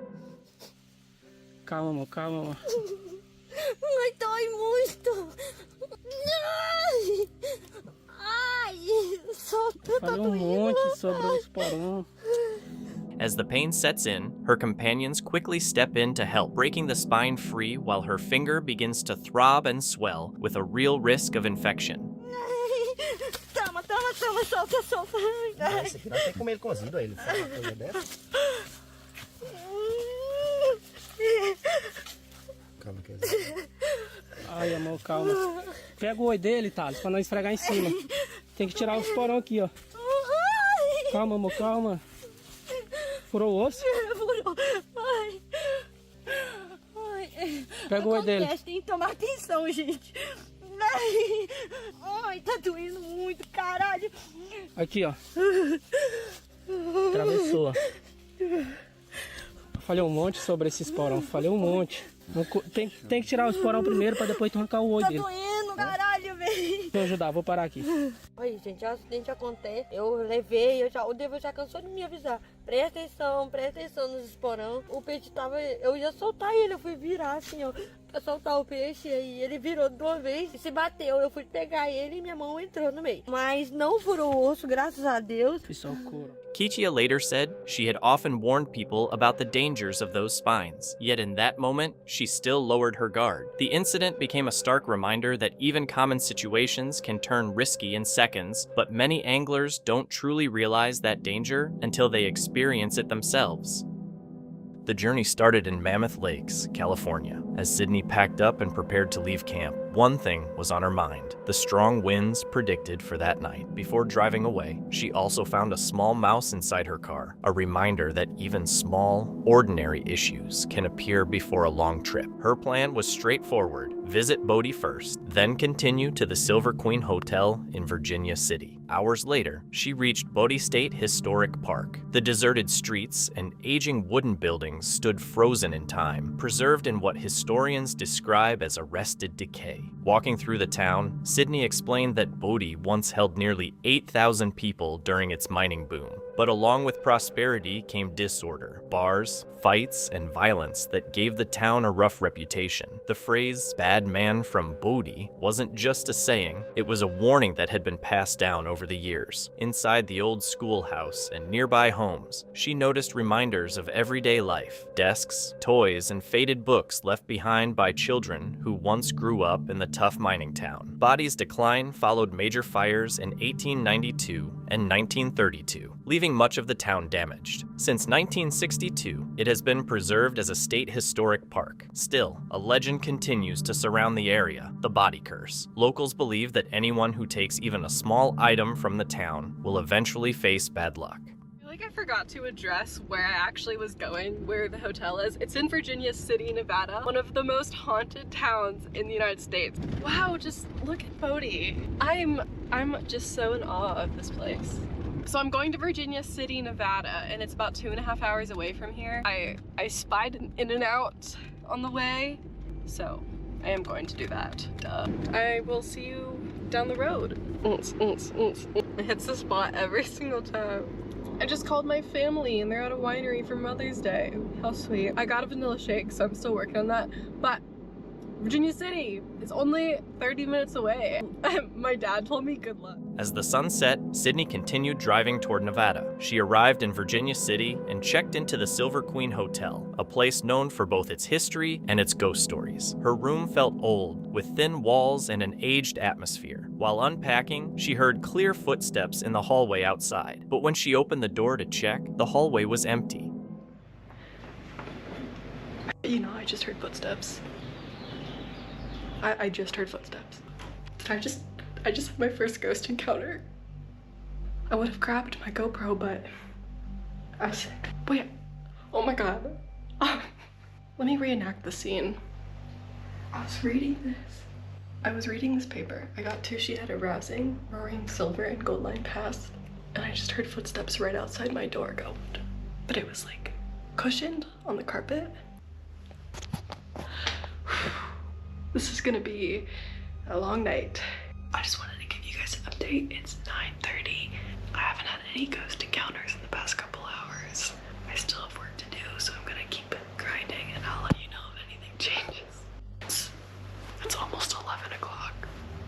So I'm gonna get my PJs and then go to sleep. I can't believe I'm sleeping in a haunted hotel tonight. I'm kind of scared to turn the light off. Good night, my friends. I'll let you know if anything scary happens. This place is definitely haunted. I don't think I slept at all last night. Oh my gosh, that was the worst sleep I've gotten in my entire life. It was constant all night. The noises were constant. There were footsteps above me. I was convinced the person above me was awake all night because of all the footsteps. If the footsteps weren't happening, there were knocks. And then it also sounded like a laundry dryer was going off. Which, why would that be here? There's no amenities here. I tried to record stuff on my phone. We'll see if it picked up anything, but yeah, this place is haunted. That was cool. I'm extremely tired, but it was cool. The noises continued through the night until they suddenly stopped at dawn. Some say it was just old wood shifting or pipes in the building. Others believe it could be connected to Rosie, a woman said to have died nearby. Either way, the experience left Sydney wondering what might still linger in the hotel. When morning arrived and the birds began to sing, the sounds disappeared. It raised one question: was it simply the quiet of morning, or had something inside the walls finally settled for the day?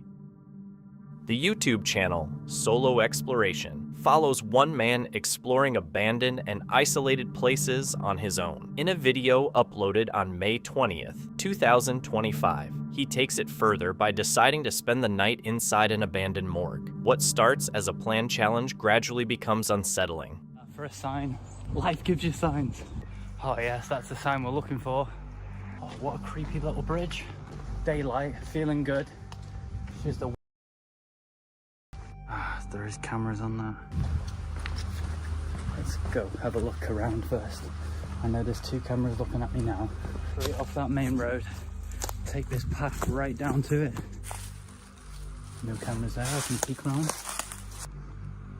Let me just get up there and check it out. So, I've come up here You can see these big boards that are on top of the slate. There is a hole here. I don't think I can fit in there. Look at the size of that hole, man. There's one camera on the corner. Up there, that was the one that was pointing up. There's one over there, but it's looking down. I'll just climb up here, then I'll hop over and go and have a look at that. Maybe there's an access point on the top. Scope out this building. This building is alarmed, all of them keep saying that. All padlocked, obviously. These two cameras up there. None of them cameras look new though. So I'm not too bothered about them. I'm just got to assess it.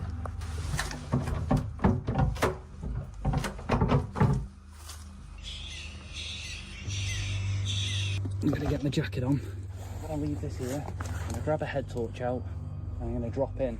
We're gonna explore it no matter. The drive takes him through empty countryside, passing rusted signs and the remains of an old hospital complex. The isolation grows with every mile. When he arrives, the morgue stands silent, boarded up with warning signs hanging loose and broken cameras nearby. After checking the building and possible exits, he finds a small opening and climbs inside. Can you believe I've just got through there? You got a sink. See this, they used to operate on the bodies. Drainage down here, look.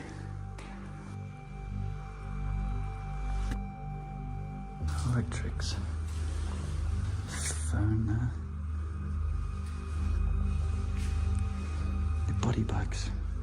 Oh my god, man, how eerie is that? The cloth down on it. Refrigerators, look. 1, 2, 3, 4, 5, 6.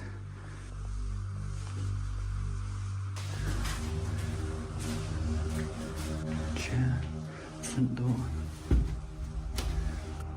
Cream cleanser. Super cream cleaner. Gloves.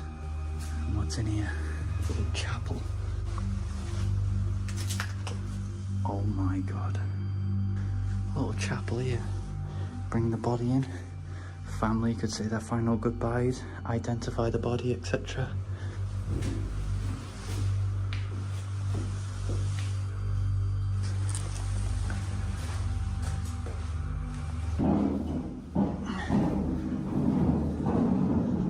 Oh yeah, we'll just fall off.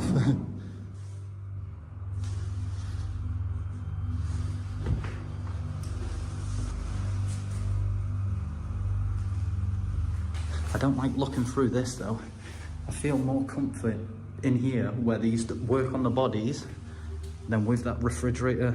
Staying here is not my actual concern. I could sleep here somewhat okay. I'd like to stay on there. It's getting all of my stuff through that. I'll go outside, I'll grab my stuff, I'll reassess what I'm gonna do. That was my goal. Inside, stainless steel tables, body trays, and old medical equipment remain in place, as if time had stopped. A small chapel nearby is still intact, adding to the uneasy silence. Despite the atmosphere, he decides to stay the night. Look where we are, man. Just got me a torch, but let's set up bed and then make this home, eh? And that is us. We have our bed sorted, made up, ready. I think I'm going to close these double doors because I don't want to be looking at any of that. I was just hearing some really weird noises. It's too quiet at the moment. I don't think you'll hear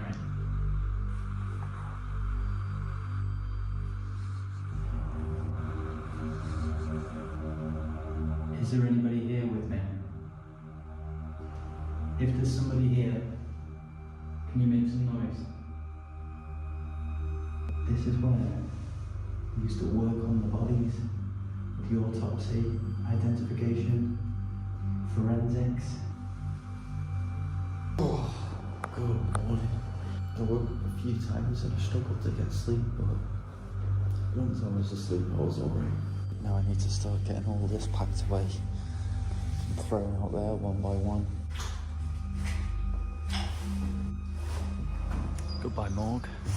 I didn't want to mention it in there in case I riled up any of the ghosts or spirits or anything like that, but there was a constant tapping. It sounded like the whole building was just tapping. When I was sleeping on my side, I felt like there was a pressure on my leg. My torso just had this cold sensation go through it from the back to the front. There was lots and lots of like noises and stuff. I was just like hearing loads of mad ticking noises, tapping noises. As night falls, the silence becomes heavy. Faint tapping and distant clicking sounds start to appear, difficult to explain. He only manages short moments of sleep. By morning, he leaves unharmed but shaken, later recalling the tapping and a strange pressure he felt during the night. What made the experience unsettling wasn't anything visible, but the silence, the strange sounds, and the feeling of being alone in a place connected to death.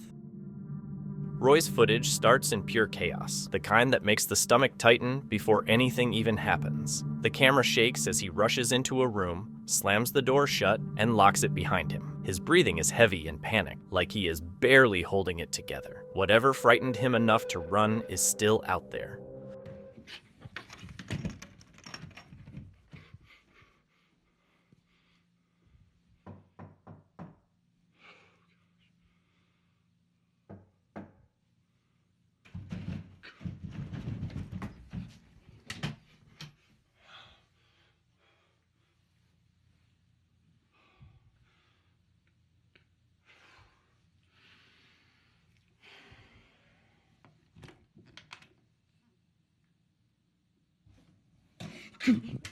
Slow knocking starts on the door he just locked. Each knock is spaced out and deliberate, like whoever or whatever is on the other side knows he is listening. Then, the knocking speeds up, growing louder and more aggressive, as if the door is being tested. After a pause, Roy opens the door. In front of him is another closed door. Before he can react, it suddenly swings open on its own, fast and forceful. The clip cuts there. Roy later said this was the breaking point. He is now trying to move out, convinced that whatever is there does not want him staying.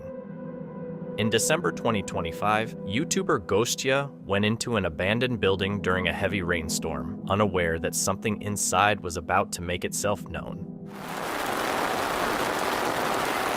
I literally just saw something pass by. That was so weird.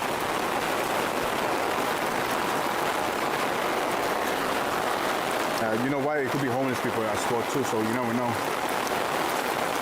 Hello, anybody there?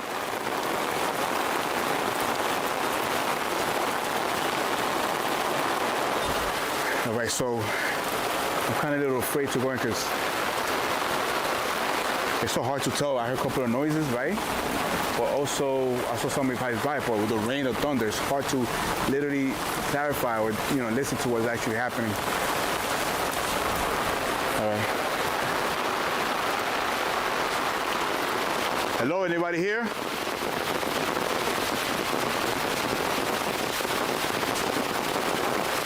Oh, wow, look at this. It's like hair combs on the floor. They're everywhere. Anybody here? Come in peace.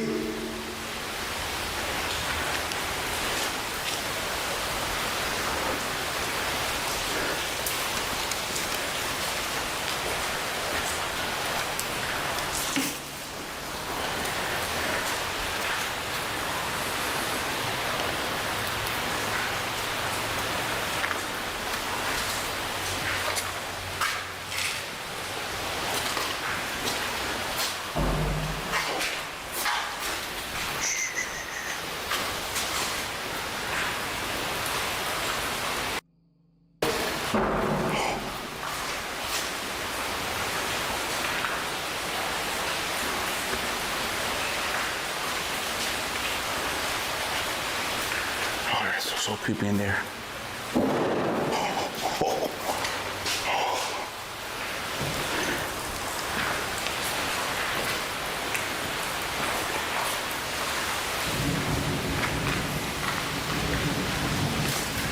If you don't want me here, let me know. I could leave. Oh, sound is everywhere.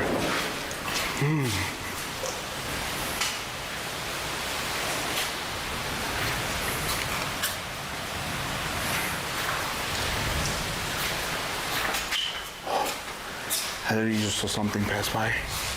Oh my God, yo. Yo, what the hell's going on?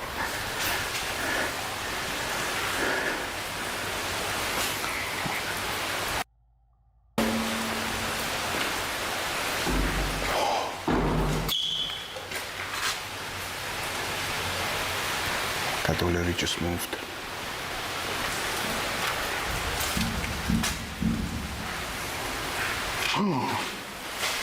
Oh.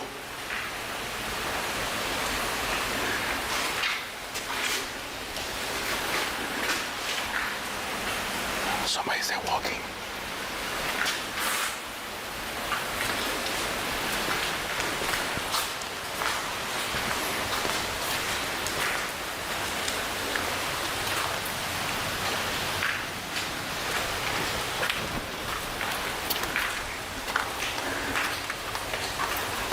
Yo, this is crazy. There's like so many combs here, but it's not like somebody's walking here. Oh, should I go first? Yo, now this is insanity.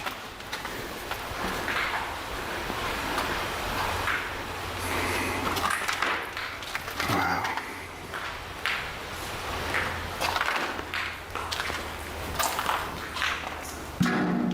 Oh, that was me.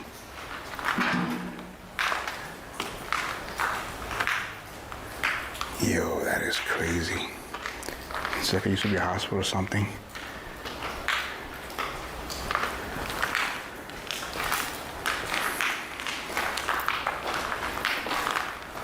Hello, anybody here?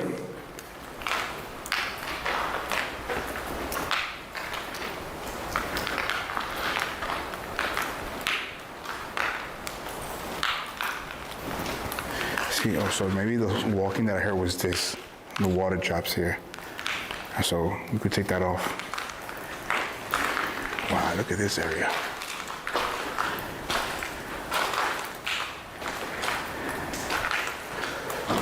Oh.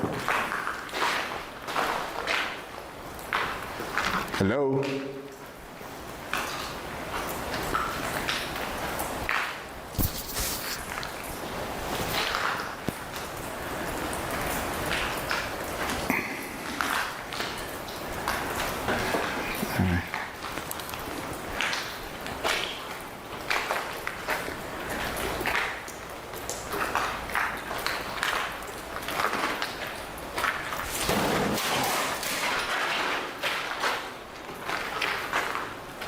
Hello, can you stop playing with me? Who are you?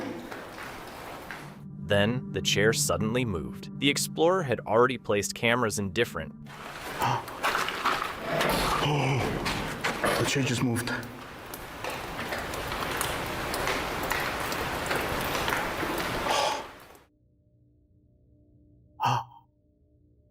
Oh, the chair just moved.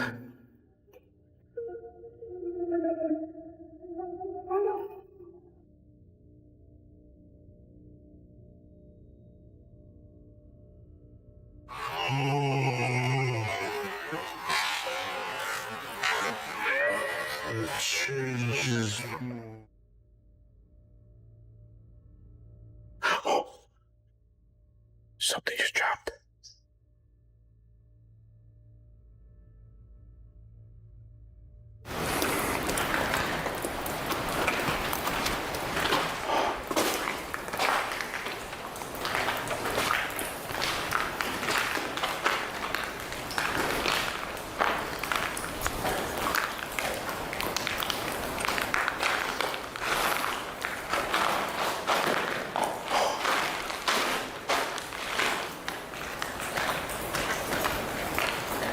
Hello, how you run? Can you come out?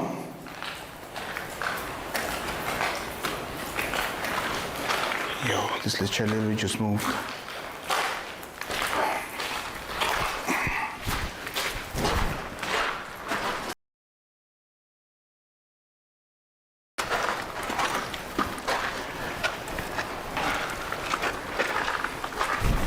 I don't know if you guys saw that, but I caught it. Hopefully I caught it, because once I turned, the chair literally just moved, and the chair was not like that at all.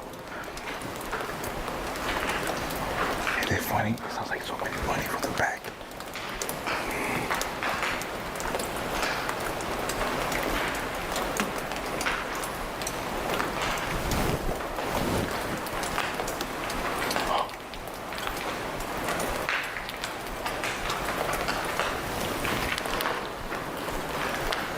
I just almost died.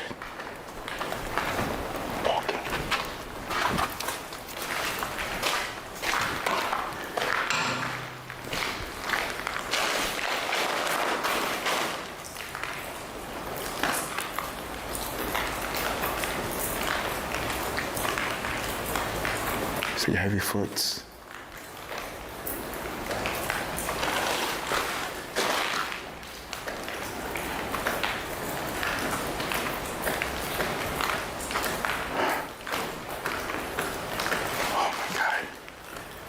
Listen, if you wanna make more noise or walk next to me, I'm gonna be in this room, okay? Let me see something.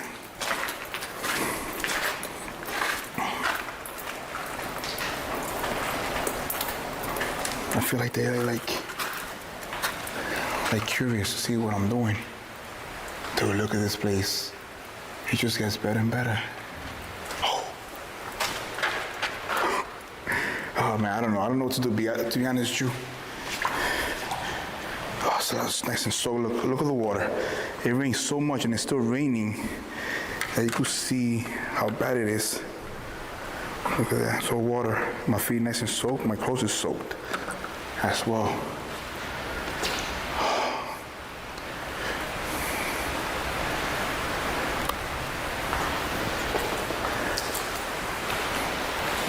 So a lot of stuff is actually happening. So I'm gonna try PSP7 session. Hopefully we get some crazy activity happening. There was a few noises here, bang. Could have been a table, could have been a chair, could have been this, could have been anything. So I don't know what's going on here. I'm gonna do a 5-minute session, PSP7, ask a couple of questions. I do have my voice recorder, a few things in the back, that's what we're gonna do. What I'm gonna do is I'm gonna take all my camera out, on my camera, and I'm gonna set it up and make sure that I catch everything. So I'm literally see if I could put something here, capture the whole room, put something in the other room, capture the whole room, and I'm gonna use my little single camera that I use and try to communicate from there. So that's what we're gonna do. That's what we're gonna happen. I'm a little rusty, but a lot of stuff is happening, which is pretty good, amazing. Anyways, welcome back. Listen, if you haven't subscribed to my channel, please subscribe, like, and share. This is crazy. This is crazy. I haven't done this in a long time. I've been taking my little breaks here and there. Literally, I just heard a voice.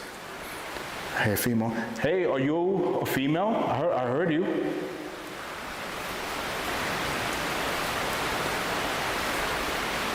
Can you say something else? Yo, this place is crazy. All right, let's start the show. Let's see what's gonna happen. Oh no, it's the only towel that I have. Let's do this.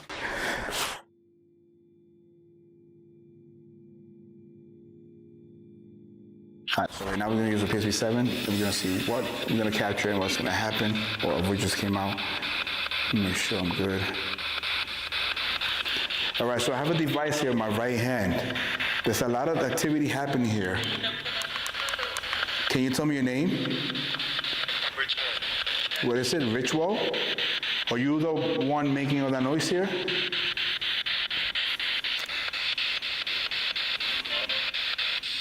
Can you tell me a little something about you?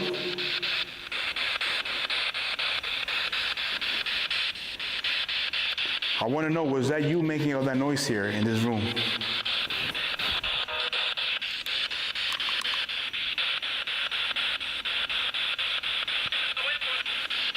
You're gonna wait for it? What you mean?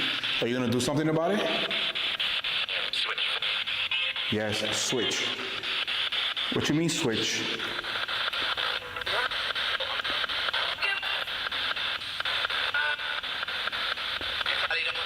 Who are you?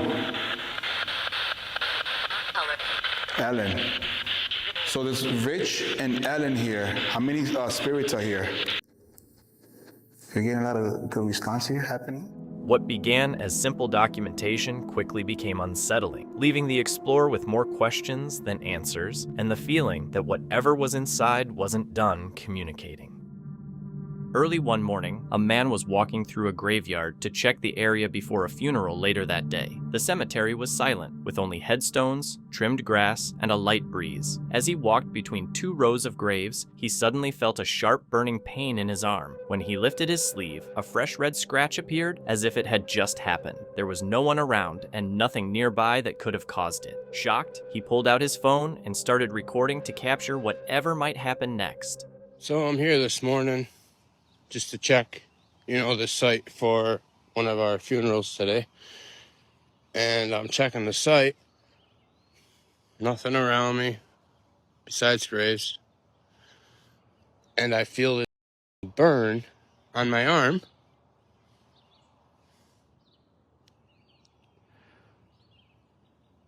I don't know if you can see that, but pretty deep raised scratch. I don't know what the hell. So it's a Monday morning, start of a new week. Maybe it'll be a good week. I don't see anything out of place or odd in the garage. Didn't see any prints or anything like that. So, Jesus Christ! What was that?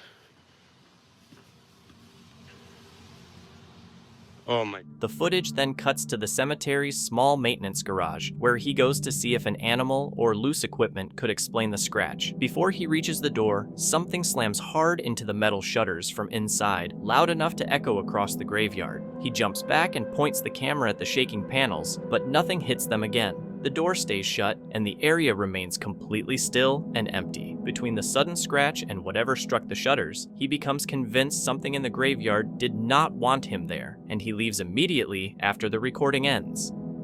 Thank you so much for watching. Don't forget to subscribe and hit the notification bell so you can stay updated with our latest videos.